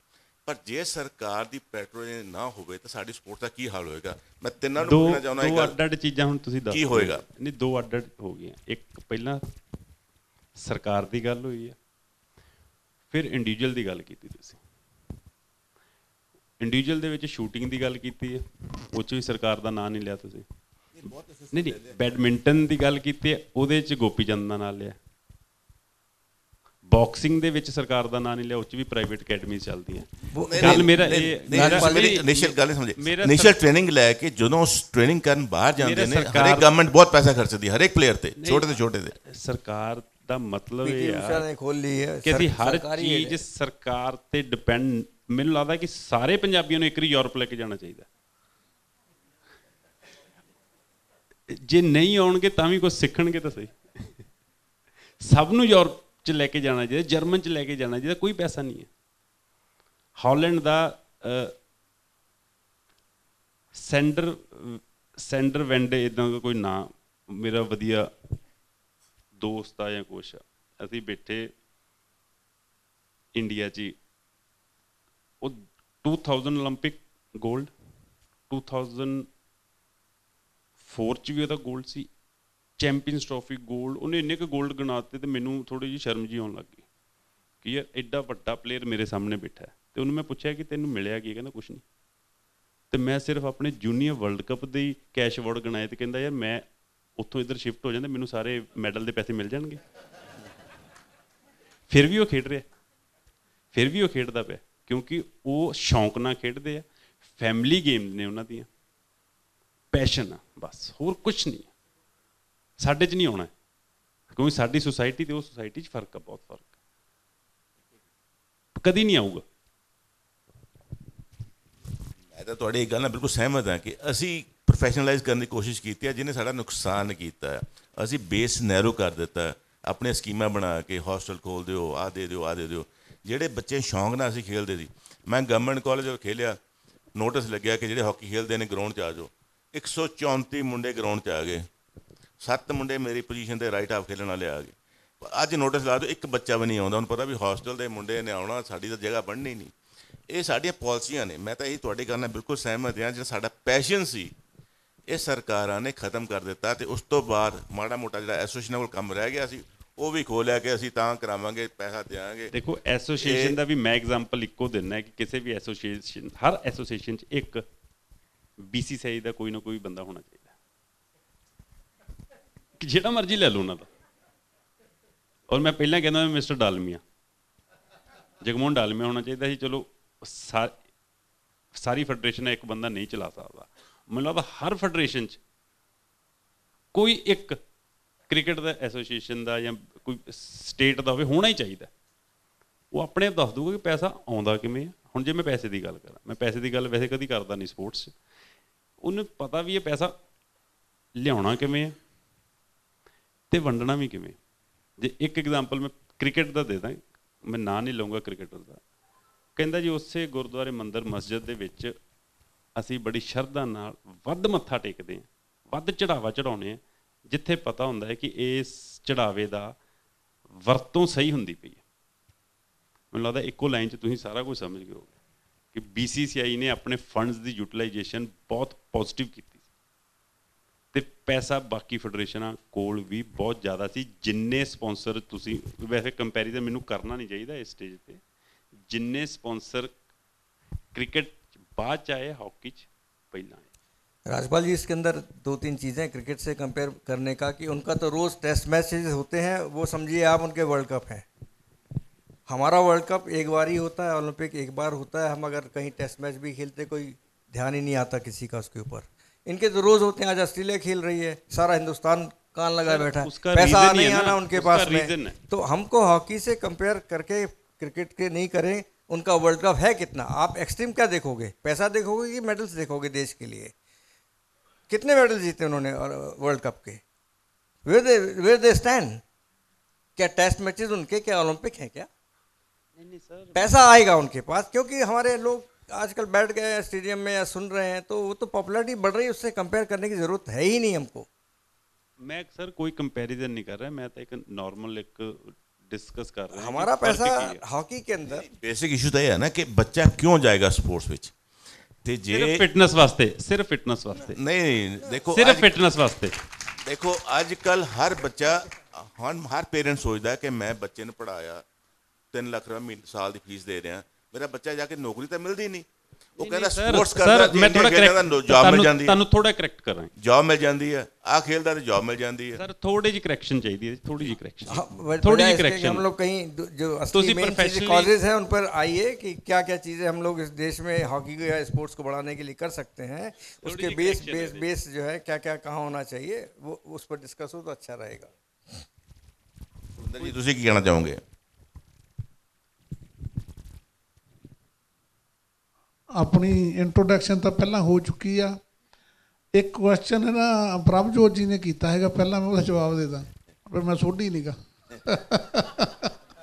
ਹੁਣ ਮੈਨੂੰ ਮੌਜ ਬੜੀ ਆ, ਮੈਂ ਜਿੱਥੇ ਦੇਖ ਲੈਣਾ ਵੀ ਸੋਢੀ ਜਿਹੜੇ ਕਾਸਟ ਵਾਲੇ ਜ਼ਿਆਦਾ, ਮੈਂ ਸੋਢੀ ਬਣ ਜਾਣਾ, ਜਿੱਥੇ ਦੇਖਦਾ ਜੱਟ ਆ ਉੱਥੇ ਜੱਟ ਬਣ ਜਾਣਾ, ਹੈ ਨਾ। ਸੋਢੀ ਮੇਰਾ ਨਾਂ ਇੱਦਾਂ ਪਿਆ ਕਿ ਮੈਂ ਜਦੋਂ ਮੇਰਾ ਜਨਮ ਹੋਇਆ ਅਤੇ ਮੇਰੇ ਨਾਨੀ ਜੀ ਰਹਿੰਦੇ ਸੀਗੇ ਕੋਲ ਨਾ, ਅਤੇ ਪੁਰਾਣੇ ਟਾਈਮ ਹੁੰਦੇ ਸੀਗੇ ਉਦੋਂ ਕਈ ਮਤਲਬ ਸੋਢੀ ਆਉਂਦੇ ਹੁੰਦੇ ਸੀਗੇ, ਸਵੇਰ ਨੂੰ ਆਉਂਦੇ ਹੁੰਦੇ ਨਹੀਂ ਬੜੇ ਪ੍ਰਭਾਤ ਫੇਰੀਆਂ ਟਾਈਪ, ਹੋਰ ਇੱਦਾਂ ਮਹੱਲਿਆਂ 'ਚ। ਅੱਜ ਕੱਲ੍ਹ ਰਿਵਾਜ਼ ਘੱਟ ਗਏ, ਉਦੋਂ ਚਿੱਟੇ ਕੱਪੜੇ ਹੋਣੇ ਉਹਨਾਂ ਦੇ, ਜਿੱਦਾਂ ਬੜੇ ਉਹਨਾਂ ਨੇ ਸ਼ਬਦ ਗਾਉਣੇ ਹੋਰ। ਉਹ ਮੇਰਾ ਜਨਮ ਹੋਇਆ ਅਤੇ ਉਹਨਾਂ ਨੇ ਆਉਣਾ ਅਤੇ ਮੇਰੇ ਨਾਨੀ ਜੀ ਨੇ ਮੇਰਾ ਨਾਂ ਰੱਖਤਾ, ਇਹ ਤਾਂ ਮੇਰਾ ਸੋਢੀ ਆ। ਅਤੇ ਉਹ ਮੇਰਾ ਨਾਂ ਸੋਢੀ ਹੋ ਗਿਆ ਅਤੇ ਹਾਕੀ ਖੇਡਣ ਲੱਗ ਗਏ। ਹਾਕੀ ਦੇ ਵਿੱਚ ਉਹ ਜਦੋਂ ਖੇਡਦੇ ਸੀਗੇ ਅਤੇ ਪ੍ਰਭਜੋਤ ਜੀ ਇਹੀ ਲਿਖਦੇ ਨਾ, ਸੁਰਿੰਦਰ ਸੋਢੀ, ਹਾਕੀ ਦਾ ਮਤਲਬ ਜੋ ਵੀ ਨਾ ਲਿਖਣਾ, ਅਤੇ ਉਹ ਨਾਂ ਨਾਲ ਮੈਂ ਮਸ਼ਹੂਰ ਹੋ ਗਿਆ, ਸੁਰਿੰਦਰ ਸੋਢੀ ਨਾਲ। ਫਿਰ ਇਹਨਾਂ ਨੇ ਇੱਕ ਆਰਟੀਕਲ ਵੀ ਲਿਖਿਆ ਸੀਗਾ ਕਿ ਸੁਰਿੰਦਰ ਸੋਢੀ ਨਹੀਂ ਗਾ, ਇਹ ਸੁਰਿੰਦਰ ਸਿੰਘ ਸ਼ੋਕਰ ਆ। ਅਤੇ ਫਿਰ ਜਿਹਨੇ ਪੜ੍ਹਿਆ ਉਹਨੂੰ ਪਤਾ ਲੱਗਾ, ਜਿਹਨੇ ਨਹੀਂ ਪੜ੍ਹਿਆ ਉਹਨੂੰ ਹੱਲੇ ਵੀ ਸੋਢੀ ਆ ਮੈਂ। ਫਿਰ ਐਂਡ 'ਤੇ ਹੁਣ ਜਦੋਂ ਮੈਂ ਲਾਸਟ ਮੈਂ ਇਲੈਕਸ਼ਨ ਲੜਿਆ, ਤੁਹਾਨੂੰ ਸ਼ਾਇਦ ਪਤਾ ਹੋਣਾ, ਆਮ ਆਦਮੀ ਪਾਰਟੀ ਤੋਂ ਜਲੰਧਰ ਕੈਂਟ ਕੰਸਟੀਚੁਐਂਸੀ ਤੋਂ ਚੱਕਰ ਪੈ ਗਿਆ। ਨਹੀਂ ਉਹ ਤਾਂ ਓਲੰਪੀਅਨ ਤਾਂ ਸੀਗੇ, ਲੇਕਿਨ ਜਦੋਂ ਤੁਸੀਂ ਫਾਰਮ ਫਿਲਅਪ ਕਰਦੇ ਆ ਅਤੇ ਹੁਣ ਲਿਖਣਾ ਕੀ ਆ, ਸ਼ੁਕਰ ਜੇ ਲਿਖਦਾ ਅਤੇ ਲੋਕਾਂ ਨੂੰ ਪਤਾ ਨਹੀਂ ਲੱਗਣਾ ਕੌਣ ਆ ਮੈਂ, ਅਤੇ ਸੋਢੀ ਲਿਖਦਾ ਅਤੇ ਪਤਾ ਲੱਗਦਾ ਮੈਂ ਕੌਣ ਆ। ਅਤੇ ਫਿਰ ਮੈਂ ਜਿਹੜਾ ਰਿਟਰਨਿੰਗ ਅਫਸਰ ਉਹਨੂੰ ਮੈਂ ਕਿਹਾ ਯਾਰ ਮੇਰੀ ਆਹ ਪ੍ਰੋਬਲਮ ਆ, ਇਹਨੂੰ ਸੋਲਵ ਕਰੋ। ਕਹਿੰਦੇ ਕੋਈ ਗੱਲ ਹੀ ਨਹੀਂ ਸੋਲਵ ਆ, ਇਹ ਐਫੀਡੇਵਿਟ ਦਿਓ, ਅਸੀਂ ਤੁਹਾਡਾ ਜਿਹੜਾ ਉਹ ਆਪਣਾ ਸੁਰਿੰਦਰ ਸਿੰਘ ਸੋਢੀ ਲਿਖ ਦੇਣਾ, ਜਿਹੜਾ ਤੁਹਾਡਾ ਦੂਜਾ ਨਾਂ ਆ ਉਹ ਉੱਦਾਂ ਰਹੂਗਾ। ਫਿਰ ਮੈਨੂੰ ਪਤਾ ਸੀਗਾ ਕਿ ਜਿਹੜੇ ਬਾਦਲ ਸਾਹਿਬ ਵੀ ਆ ਨਾ, ਉਹ ਬਾਦਲ ਤਾਂ ਪਿੰਡ ਦੇ ਨਾਂ 'ਤੇ, ਉੱਦਾਂ ਉਹ ਢਿੱਲੋਂ ਆ। ਅਤੇ ਫਿਰ ਮੈਂ ਆਪਣਾ ਉਹਨਾਂ ਨੂੰ ਐਫੀਡੇਵਿਟ ਦੇ ਕੇ ਅਤੇ ਸੁਰਿੰਦਰ ਸਿੰਘ ਸੋਢੀ ਕਰਾਇਆ, ਅਤੇ ਇੱਦਾਂ ਮੇਰਾ ਨਾਂ ਜਿਹੜਾ ਸੋਢੀ ਪਿਆ। ਅਤੇ ਹੁਣ ਜਿਹੜੀ ਗੱਲ ਚੱਲ ਰਹੀ ਆ, ਮੈਂ ਤਾਂ ਪਹਿਲਾਂ ਹੀ ਕਿਹਾ ਵੀ ਜਿਸ ਗੇਮ 'ਚ ਪੈਸਾ ਆ ਜਾਊਗਾ ਉਹ ਇੰਡੀਆ ਦੇ ਵਿੱਚ ਗੇਮ ਇੱਕਦਮ ਉੱਪਰ ਚੱਲ ਜਾਊਗੀ, ਸਭ ਤੋਂ ਵੱਡਾ ਜਿਹੜਾ ਰੁਪਈਆ ਆ। ਔਰ ਅੱਜ ਦੀ ਡੇਟ 'ਚ ਤਾਂ ਰਾਜਪਾਲ ਨੇ ਵੀ ਦੱਸਿਆ, ਸਾਡੀਆਂ ਇੱਕ ਤਾਂ ਅਕੈਡਮੀਜ਼, ਮੈਂ ਵੀ ਇਹ ਕਹਿੰਦਾ ਹੁੰਦਾ ਅਕੈਡਮੀਜ਼ ਨੇ ਸਾਰੀਆਂ ਸਪੋਰਟਸ ਨੂੰ ਡਾਊਨ ਕੀਤਾ। ਉਹਦਾ ਰੀਜ਼ਨ ਕੀ ਰੀਜ਼ਨ ਆ? ਉਹਦਾ ਰੀਜ਼ਨ ਇਹ ਆ ਕਿ ਜਿੰਨੇ ਵੀ ਸਾਡੇ ਪੇਰੈਂਟਸ ਆ ਨਾ, ਹਰ ਪੇਰੈਂਟਸ ਇਹ ਕਹਿੰਦਾ ਇਹਨੂੰ ਅਕੈਡਮੀ 'ਚ ਪਾ ਦਿਓ, ਇਹ ਪਲੇਅਰ ਬਣ ਜਾਊਗਾ। ਪਰ ਮੈਂ ਜਦੋਂ ਖੇਡਦਾ ਹੈਗਾ, ਪ੍ਰਭਜੋਤ ਜੀ ਨੂੰ ਪਤਾ ਹੋਣਾ, ਮੈਂ ਬੱਚਾ ਸੀ ਜਦੋਂ ਸਕੂਲ 'ਚ ਖੇਡਦਾ ਸੀ, ਸਾਡੇ ਸਪੋਰਟਸ ਸਕੂਲ ਹੁੰਦਾ ਸੀਗਾ ਇੱਕ ਜਲੰਧਰ ਦੇ ਵਿੱਚ, ਸਪੋਰਟਸ ਦੇ ਉੱਥੇ ਟਰਾਇਲ ਹੁੰਦੇ ਸੀਗੇ, ਅਤੇ ਮੈਂ ਸਪੋਰਟਸ ਸਕੂਲ 'ਚ ਨਹੀਂ ਗਿਆ। ਬਗੈਰ ਸਪੋਰਟਸ ਸਕੂਲ ਤੋਂ ਮੈਨੂੰ ਬੜਾ ਕਹਿਣਾ ਉਹਨਾਂ ਨੇ, ਸਾਡੇ ਸਕੂਲ 'ਚ ਐਡਮਿਸ਼ਨ ਲੈ ਲਾ, ਮੈਂ ਸਕੂਲ 'ਚ ਹੀ ਚੰਗਾ ਸੀ। ਮੈਂ ਕਿਹਾ ਨਹੀਂ, ਤੁਹਾਡੇ ਨਹੀਂ ਆਉਣਾ। ਔਰ ਸਪੋਰਟਸ ਸਕੂਲ ਵਾਲੇ ਸਾਰੀ ਦੀ ਸਾਰੀ ਟੀਮ ਆਪਣੀ ਪੰਜਾਬ ਟੀਮ ਲੈ ਜਾਂਦੇ ਸੀ ਸਕੂਲ ਦੀ, ਇੱਕ ਮੈਂ ਉਹਦੇ 'ਚ ਜਾਂਦਾ ਹੈਗਾ, ਘਰੋਂ ਬੁਲਾਉਣਾ ਯਾਰ ਤੂੰ ਸਾਡੇ ਨਾਲ ਜਾਣਾ, ਕਿ ਉਹਨਾਂ ਦੀ ਸਾਈਡ ਦੇ ਉੱਤੇ ਮੈਂ ਹੀ ਫਿੱਟ ਆਉਂਦਾ ਸੀ। ਇਸ ਕਰਕੇ ਜਿਹੜੀਆਂ ਅਕੈਡਮੀਆਂ ਹੁਣ ਬਣੀਆਂ ਨੁਕਸਾਨ ਕਿਉਂ ਦੇ ਰਹੀਆਂ ਆ, ਇਸ ਕਰਕੇ ਨੁਕਸਾਨ ਦੇ ਰਹੀਆਂ ਕਿ ਪੇਰੈਂਟਸ ਨੂੰ ਇੰਨਾ ਕਰੇਜ ਹੋ ਗਿਆ ਕਿ ਮੇਰਾ ਜਿਹੜਾ ਬੱਚਾ ਟੀਵੀ ਤੇ ਕਦੋਂ ਆਏਗਾ। ਤੇ ਜਦੋਂ ਟੀਵੀ ਤੇ ਆਇਆ, ਇੰਡੀਆ ਟੀਮ 'ਚ ਖੇਡ ਗਿਆ, ਤੇ ਇਹਦੀ ਜਿਹੜੀ ਆ ਨਾ ਜੌਬ ਦੀ ਪ੍ਰੋਬਲਮ ਆ, ਹੋਰ ਪ੍ਰੋਬਲਮ ਸੋਲਵ ਹੋ ਜਾਣਗੀਆਂ। ਤੇ ਉਹ ਕੀ ਹੁੰਦਾ, ਹੁਣ ਅਕੈਡਮੀ ਬਣ ਜਾਂਦੀ, ਉਹਦੇ ਵਿੱਚ ਬੱਚੇ ਕਿੰਨੇ ਚਾਹੀਦੇ, 25 ਜਾਂ 30 ਬੱਚੇ ਚਾਹੀਦੇ ਆ, ਉੱਥੇ 100 ਬੱਚਾ ਹੋ ਜਾਂਦਾ। ਇੱਕ ਗਰਾਊਂਡ, 4 ਕੋਚ ਤੇ 100 ਬੱਚਾ। ਹੁਣ ਬੱਚੇ ਤਾਂ ਪੜ੍ਹਦੇ ਵੀ ਆ, ਜਿੱਦਾਂ ਇੱਕ ਸਕੂਲ 'ਚ ਐਡਮਿਸ਼ਨ ਦੱਸਿਆ, ਇੱਕ ਸਕੂਲ 'ਚ ਉਹਨਾਂ ਦੀ ਐਡਮਿਸ਼ਨ ਹੋ ਜਾਂਦੀ ਆ, ਉਹ ਸਕੂਲ ਤਕੜਾ, ਬਾਕੀ ਨਿੱਲ।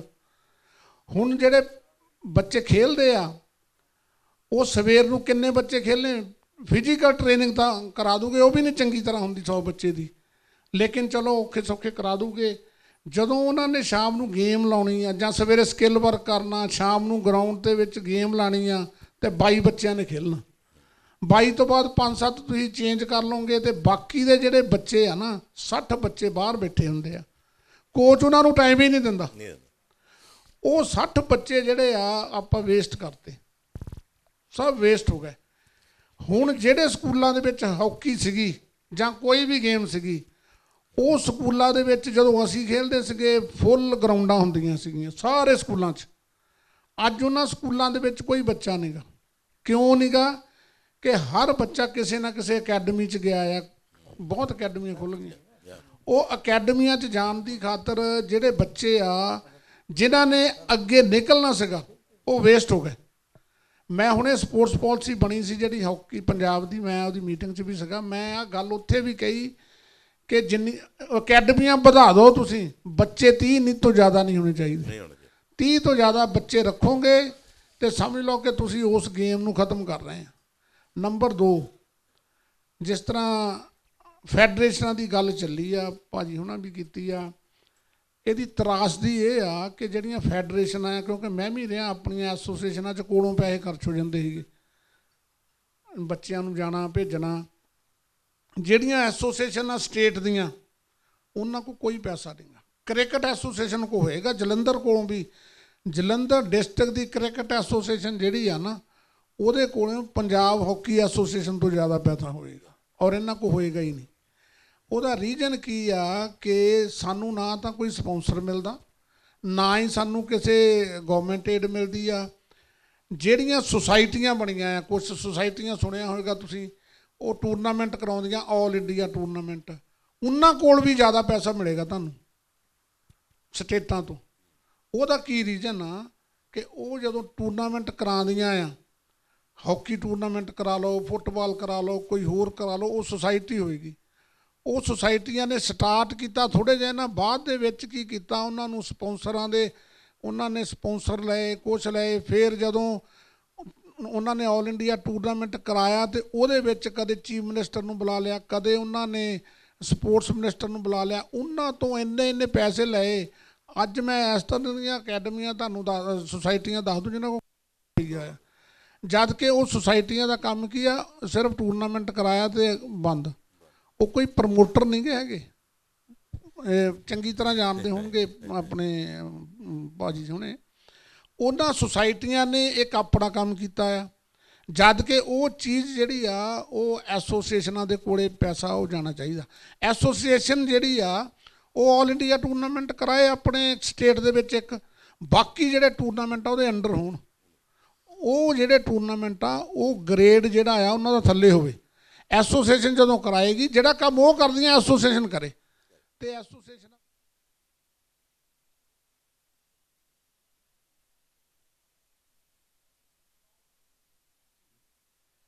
ਕਿਉਂਕਿ ਜਦੋਂ ਮੈਨੂੰ ਯੂਰਪ ਦੇ ਵਿੱਚ ਲੀਗ ਹਾਕੀ ਖੇਡਣ ਦਾ ਮੌਕਾ ਮਿਲਿਆ, ਜਿਸ ਤਰ੍ਹਾਂ ਆਪਾਂ ਸੰਡੇ ਦੀ ਗੱਲ ਕਰਦੇ ਹਾਂ, ਸੰਡੇ ਨੂੰ ਯੂਰਪ ਦੇ ਵਿੱਚ ਤਾਂ ਸਾਰੀਆਂ ਗਰਾਊਂਡਾਂ ਸੈਚਰਡੇ ਔਰ ਸੰਡੇ ਦੋਨੋਂ ਫੁੱਲ ਹੁੰਦੀਆਂ, ਸਪੋਰਟਸ ਦੇ ਨਾਲ ਗਰਾਊਂਡਾਂ ਖੇਡਣ ਗਏ ਹੁੰਦੇ ਲੋਕ। ਸਾਡੇ ਸੰਡੇ ਨੂੰ ਕਿਸੇ ਨਾ ਕਿਸੇ ਧਾਰਮਿਕ ਸਥਾਨ 'ਤੇ ਗਏ ਹੋਣਗੇ, ਜਾਂ ਕਿਸੇ ਕੋਈ ਕਿੱਟੀ 'ਚ ਗਿਆ ਹੋਵੇਗਾ, ਜਾਂ ਕੋਈ ਕਿਸੇ ਹੋਰ ਜਗ੍ਹਾ 'ਤੇ ਗਿਆ ਹੋਵੇਗਾ। ਅਸੀਂ ਇਸ ਚੀਜ਼ ਨੂੰ ਆਪਣਾ ਜਿਹੜਾ ਹੈ ਨਾ ਵੇਸਟ ਕਰਦੇ ਉਸ ਟਾਈਮ ਨੂੰ, ਜਦ ਕਿ ਸੰਡੇ ਸਾਨੂੰ ਖੇਡਣਾ ਚਾਹੀਦਾ। ਤੀਸਰਾ ਚੌਥੀ ਗੱਲ ਕੀ ਆ ਕਿ ਜਿਹੜੀ ਸਪੋਰਟਸ ਆ ਨਾ, ਸਾਨੂੰ ਸਪੋਰਟਸ ਲਵਰ ਬਣਨਾ ਚਾਹੀਦਾ। ਸਪੋਰਟਸ ਪਰਸਨ ਬਣਨਾ ਚਾਹੀਦਾ। ਸਾਨੂੰ ਸਾਰਿਆਂ ਨੂੰ ਹੀ ਸਪੋਰਟਸ ਕਰਨੀ ਚਾਹੀਦੀ ਆ।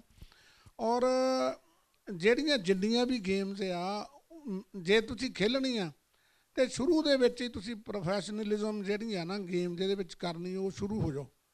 ਜਦੋਂ ਅਸੀਂ ਖੇਲਦੇ ਸੀਗੇ ਉਦੋਂ ਕੋਚ ਜਿਹੜੇ ਹੁੰਦੇ ਸੀਗੇ ਨਾ, ਕੋਚ ਪਲੇਅਰ, ਉਹਨੇ ਕੋਈ NIS ਕੀਤੀ ਜਾਂ ਨਹੀਂ ਕੀਤੀ, ਭਾਜੀ ਅਸ਼ੋਕ ਜਿਹੜੇ ਮੇਰੇ ਬਹੁਤ ਸੀਨੀਅਰ ਪਲੇਅਰ, ਇਹਨਾਂ ਤੋਂ ਬਹੁਤ ਸਿੱਖਿਆ ਵੀ ਆ ਮੈਂ ਕਈ ਕੁਛ। ਇਹਨਾਂ ਦੇ ਜਿਹੜੇ ਉਹ ਸਕਿੱਲ ਸੀਗੀ ਉਹ 'ਚੋਂ ਬਹੁਤ ਕੁਝ ਸਿੱਖਿਆ। ਜਦੋਂ ਦੇਖ ਕੇ ਪਲੇਅਰ ਦੇਖ ਕੇ ਸਿੱਖਦਾ, ਜਦੋਂ ਇਹ ਖੇਲਦੇ ਸੀ ਅਸੀਂ ਇਹਨਾਂ ਨੂੰ ਦੇਖਦੇ ਸੀ, ਭਾਵੇਂ ਮੈਂ ਪਲੇਅਰ ਇਹਨਾਂ ਨਾਲ ਖੇਲਦਾ ਹੈਗਾ ਲੇਕਿਨ ਇਹਨਾਂ ਤੋਂ ਮੈਂ ਸਿੱਖਦਾ ਵੀ ਸੀਗਾ। ਜਿਹੜੇ ਪਲੇਅਰ ਆ ਨਾ, ਮੈਂ ਥੋੜਾ ਕਰਨਾ ਚਾਹੂੰਗਾ ਬਿਕਾਜ਼ ਸਮੇਂ ਦੀ ਘਾਟ ਮੈਂ ਸ਼ਾਰਟ ਚੀਜ਼ ਆ ਹੈ ਤੇ ਸਾਰਿਆਂ ਨੇ ਬੋਲ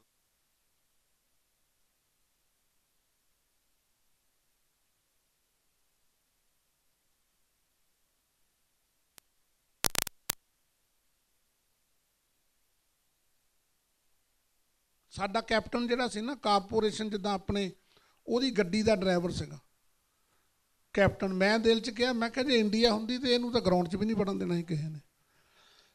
ਲੇਕਿਨ ਉਹ ਜਿਹੜਾ ਆਪਣਾ ਕੂੜਾ ਚੁੱਕਦੇ ਆ ਵਿੱਚ ਸੁੱਟਦੇ ਆ, ਉੱਥੇ ਸਿਸਟਮ ਲੱਗਾ, ਉਹ ਸਾਡਾ ਕੈਪਟਨ ਹੁੰਦਾ ਸੀ।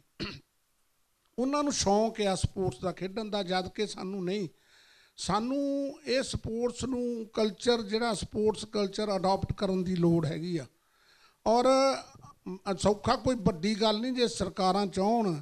ਇੱਕ ਉੱਥੇ ਕੋਨੀ ਚੱਲਦੀ ਆ ਜਿਹੜੀ ਜੀ, ਜਿੱਦਾਂ ਕ੍ਰਿਕਟ ਇੱਥੇ ਬਹੁਤ ਆ ਨਾ, ਉੱਥੇ ਕੋਨੀ ਚੱਲਦੀ ਆ, ਉੱਥੇ ਨਾ ਪੈਸੇ ਲੱਗਦੇ ਉਹਦੇ 'ਤੇ, ਲੀਗਲਾਈਜ਼ ਆ ਉਹ। ਤੁਸੀਂ ਉਹ ਅੱਜ ਮੈਚ ਹੋਣੇ ਆ ਸੰਡੇ ਨੂੰ ਜਿਹੜੇ, ਉਹਦੇ 'ਤੇ ਤੁਸੀਂ ਡਰੋ ਜਿਹੜੇ ਮੈਚ ਦੇ ਨਾ ਲਿਖਣਾ ਆ ਕਿ ਫਲਾਨੀ ਟੀਮ 3-2 'ਤੇ ਜਿੱਤੂਗੀ ਇੰਨੇ 'ਤੇ, ਜੇ ਤੁਹਾਡਾ ਜੋ ਲਿਖਿਆ ਕਰੈਕਟ ਆ ਗਿਆ ਤੁਹਾਨੂੰ ਪੈਸੇ ਮਿਲਣੇ ਆ। ਅੱਛਾ, ਇੱਕ ਤਾਂ ਜਿਹੜੀ ਲੋਕ ਆ ਉਹਨਾਂ 'ਚ ਇੰਟਰਸਟ ਬਣ ਜਾਂਦਾ ਕਿ ਜੀ ਅਸੀਂ ਆਪਾਂ, ਉਹ ਸਸਤਾ ਜਿਹਾ ਹੁੰਦਾ $1, ਨਾਲੇ ਦਾ ਡਾਲਰ, ਨਾਲੇ ਉਹਦਾ ਇੰਟਰਸਟ ਬਣ ਗਿਆ ਤੇ ਅੱਜ ਮੈਚ ਕਿਹੜੇ ਕਿਹੜੇ ਹੋਣੇ ਆ ਉਹਨੂੰ ਪਤਾ ਲੱਗ ਗਿਆ। ਦੂਜਾ, ਉਹਨੇ ਆਪਣਾ ਹਰ ਰੋਜ਼ ਮੈਚ ਦਾ ਰਿਜ਼ਲਟ ਦੇਖਣਾ, ਤਾਂ ਉਹ ਇੱਕਦਮ ਉਸ ਗੇਮ 'ਚ ਖੁੱਭ ਗਿਆ। ਉਹ ਫਿਰ ਜਦੋਂ ਰਿਜ਼ਲਟ ਆਉਂਦੇ ਸ਼ਾਮ ਨੂੰ ਦੇਖਦਾ, ਉਹਦੇ 'ਚ ਬਹੁਤ ਪੈਸਾ ਇਕੱਠਾ ਹੁੰਦਾ। ਉਸ ਪੈਸੇ ਦੇ ਵਿੱਚੋਂ ਉਹ ਸਾਰੀਆਂ ਦੂਸਰੀਆਂ ਗੇਮਸ ਜਿਹੜੀਆਂ ਜਿਨ੍ਹਾਂ ਦੇ ਕੋਲੇ ਪੈਸਾ ਘੱਟ ਆ ਗੇਮ, ਉਹਨਾਂ ਨੂੰ ਡਿਵਾਈਡ ਕਰਦੇ ਆ ਕਿ ਤੁਸੀਂ ਆਪਣੀ ਗੇਮ ਨੂੰ ਪ੍ਰਮੋਟ ਕਰੋ। ਜਦੋਂ ਮੈਂ ਖੇਡਣ ਗਿਆ ਬਾਹਰ ਤੇ ਮੈਨੂੰ ਉਹਨਾਂ ਫੋਨ ਕੀਤਾ ਕਿ ਤੇਰੇ ਕੋਲੇ ਮੈਗਜ਼ੀਨ ਦੀ ਕੋਈ ਫੋਟੋਆਂ ਹੈਗੀਆਂ ਨਾ, ਨਾਲ ਲੈ ਕੇ ਆਈ। ਮੈਂ ਕਿਹਾ ਇਹਨਾਂ ਨੇ ਕੀ ਕਰਨੀਆਂ ਫੋਟੋ ਮੇਰੀਆਂ। ਮੈਂ ਲੈ ਗਿਆ, ਉਹਨਾਂ ਨੇ ਉਹ ਫੋਟੋਆਂ ਨੂੰ ਫੋਟੋ ਸਟੇਟ ਕੀਤਾ, 100 ਕਾਪੀ ਕਰ ਲਈ। ਮੈਂ ਕਿਹਾ ਇਹ ਕਰਨੀ ਕੀ ਆ? ਉਹਨਾਂ ਨੇ ਨਾ ਇੱਕ ਟੀਮ ਬਣਾਈ ਆ, ਆਪਣੀ ਟੀਮ, ਉਹਨੂੰ ਪ੍ਰਮੋਟ ਕਰਦੀ ਆ ਗੇਮ ਨੂੰ। ਉਹ ਗੇਮਾਂ ਨੂੰ ਜਾ ਕੇ ਪ੍ਰਮੋਟ ਕਰਦੇ ਸੀਗੇ ਸਕੂਲਾਂ 'ਚ ਜਾ ਕੇ ਕਿ ਫਲਾਣਾ ਬੰਦਾ ਸਾਡੇ ਕੋਲੇ ਆਇਆ, ਇਹ ਆ ਹਾਕੀ ਖੇਡਿਆ ਤੇ ਇਹਦਾ ਪੋਜੀਸ਼ਨ ਇੰਡੀਆ 'ਚ ਆ। ਤੇ ਜਿਸ ਤਰ੍ਹਾਂ ਮੈਰਾਡੋਨਾ ਦੀ ਹੁਣੇ ਗੱਲ ਕੀਤੀ ਤੁਸੀਂ, ਤੇ ਮੈਂ ਉਸ ਟਾਈਮ 'ਚ ਹੀ ਖੇਲਦਾ ਸੀ ਜਦੋਂ ਮੈਰਾਡੋਨਾ ਖੇਲਦਾ ਸੀ। ਤੇ ਮੈਂ ਇਟਲੀ ਹਾਕੀ ਖੇਲਦਾ ਸੀ ਤੇ ਮੈਰਾਡੋਨਾ ਉੱਥੇ ਫੁੱਟਬਾਲ ਖੇਲਦਾ ਸੀ। ਉਹ ਜਦੋਂ ਮੈਂ ਹਾਕੀ ਖੇਲਦਾ, ਉਹਨਾਂ ਨੇ ਇੱਕ ਹੈਡਿੰਗ ਆਇਆ ਆਪਣੇ ਹਾਕੀ ਚਰਨੂਸਕੋ ਪ੍ਰੈਜ਼ੈਂਟ ਮੈਰਾਡੋਨਾ ਇਨ ਹਾਕੀ, ਉਹ ਇਟਾਲੀਅਨ 'ਚ ਲਿਖਿਆ। ਤੇ ਮੈਨੂੰ ਇੱਕ ਮਿੰਟ, ਮੈਨੂੰ ਜਾਣ ਦਾ ਮੌਕਾ ਮਿਲ ਗਿਆ ਇੱਕ ਮੈਚ 'ਚ, ਮੈਨੂੰ ਫੁੱਟਬਾਲ ਦੇ ਮੈਚ 'ਚ ਲੈ ਗਏ। ਉਹਨਾਂ ਨੇ ਲਿਜਾ ਕੇ ਮੈਨੂੰ ਨਾ ਫੁੱਟਬਾਲ ਗਰਾਊਂਡ ਦੇ ਵਿੱਚ, ਉੱਥੇ ਮੈਰਾਡੋਨਾ ਨੇ ਖੇਲਣਾ ਸੀ, ਤੇ ਉੱਥੇ ਲਿਜਾ ਕੇ ਇੰਟਰੋਡਿਊਸ ਕਰਾਇਆ।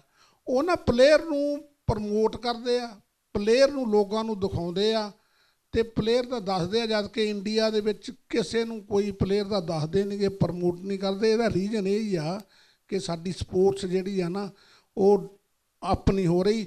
ਜੇ ਕੋਈ ਗੇਮ 'ਚ ਪੈਸਾ ਹੈਗਾ ਆ, ਉਹਨੂੰ ਤਾਂ ਬੁਖਾਰ ਜਿਹਾ ਵੀ ਚੜ੍ਹਿਆ ਤੇ ਉਹਨੂੰ ਕਹਿੰਦੇ ਜੀ ਇਹ ਅੱਜ ਫਲਾਣੇ ਪਲੇਅਰ ਨੂੰ ਬੁਖਾਰ ਚੜ੍ਹ ਗਿਆ ਕ੍ਰਿਕਟ ਦੇ, ਨੂੰ ਅੱਜ ਠੀਕ ਨਹੀਂ, ਕੱਲ੍ਹ ਖੇਲਣਾ ਨਹੀਂ।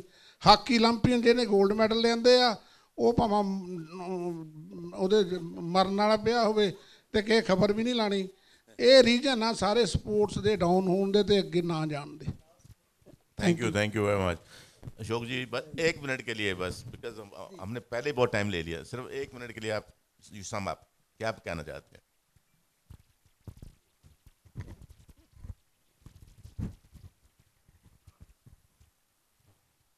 आज का जो असली हमारा सबका उद्देश्य ये है कि हॉकी हमारे देश की जो पुराने वक्त में गोल्डन एरा जिसको हम कहते थे वापस लौट कर कब आए या कैसे आएगी, उसके लिए हमें क्या क्या चीज़ें करनी हैं बच्चों के लिए, सोसाइटी के लिए, फेडरेशंस के लिए। मैंने इतने लंबे टाइम से, मेरा जीवन भी हॉकी के साथ करीब 60 साल 65 साल हो गए मुझे आज जुड़े हुए इसके साथ में, तो इनस एंड आउट मुझे सब मालूम है कि हम आगे क्यों नहीं बढ़ पा रहे हैं या हम जब आगे बढ़े हैं तो क्यों बढ़े हैं। हम लोग आजकल खिलाड़ी हमेशा डिपेंड रहा है, चाहे वो अपने कोच के ऊपर रहा हो, कोच जो है फेडरेशन के ऊपर रही हो, फेडरेशन जो है वो नेता के ऊपर रही हो। और इस बात को मान के हम चले, हमारे परसेप्शन में, हमारे इंडियन लिहाज से हमारे हर खेल आखिर में जाकर रुकते हैं तो नेता के ऊपर रुकते हैं। वही इसका सबसे बड़ा हमारा कॉज रहा है कि हम उनके ऊपर डिपेंडेंट रहे। राजपाल जी ने बोला कि सोसाइटी अगर हमारी इतनी डेवलप होती तो हमको उनके ऊपर डिपेंड होने की ज़रूरत नहीं पड़ती। पैसे चाहिए होते हैं, फंड चाहिए होता है, टीम की क्लियरेंस चाहिए है, तो ये सब चीज़ें आकर रुकती हैं हमारी नेताओं के ऊपर। अब अगर आज के दौर में देखें तो हमारे हर फेडरेशंस के अंदर लीडर्स हैं। कहाँ पर खिलाड़ी मिलेंगे आपको जो इसको चला रहे हों या इसको आगे बढ़ा रहे हों? तो वो एक्सपीरियंस जो बैठे हुए हैं, राजपाल जी बैठे, सुरेंद्र जी बैठे हैं, जो एक्सपीरियंस हम लोगों का खेल के मामले में होगा, लेकिन ऑफिस चलाने के मामले में एक्सपीरियंस नहीं हो पाता है। हम लोग फील्ड के काम करने वाले लोग हैं जो बच्चों को बढ़ाना है। और आज के दौर में जब पैसे की बात आती है तो हम सिर्फ नेता के ऊपर डिपेंड करते हैं, और उसका रीज़न है कि आज हर जगह फेडरेशन में नेता लोग हैं। ये सबसे बड़ी बात आ गई है। जो सोसाइटी के लोग होना चाहिए, जो अच्छे स्पॉन्सर्स हों, जो अच्छे व्यापारिक घराने हों, जो कमर्शियल अपने उसमें काम करते हों। तो हमें स्पोर्ट्स में नेता चाहिए, स्पोर्ट्समैन नेता चाहिए जो स्पोर्ट्स को मैनेज करें।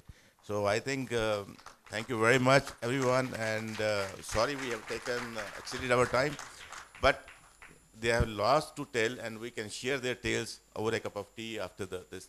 So we move to the next session. Thank you very much. Thank you for this lovely Rajpal, session, thank you Sodhi gentlemen. sir. Thank you Ashok ji. Thank you very much. I would now like to invite our co-founders, Mr. Hardeep Chandpuri and Mr. Vivek Atre, to honor the speakers. He's not here.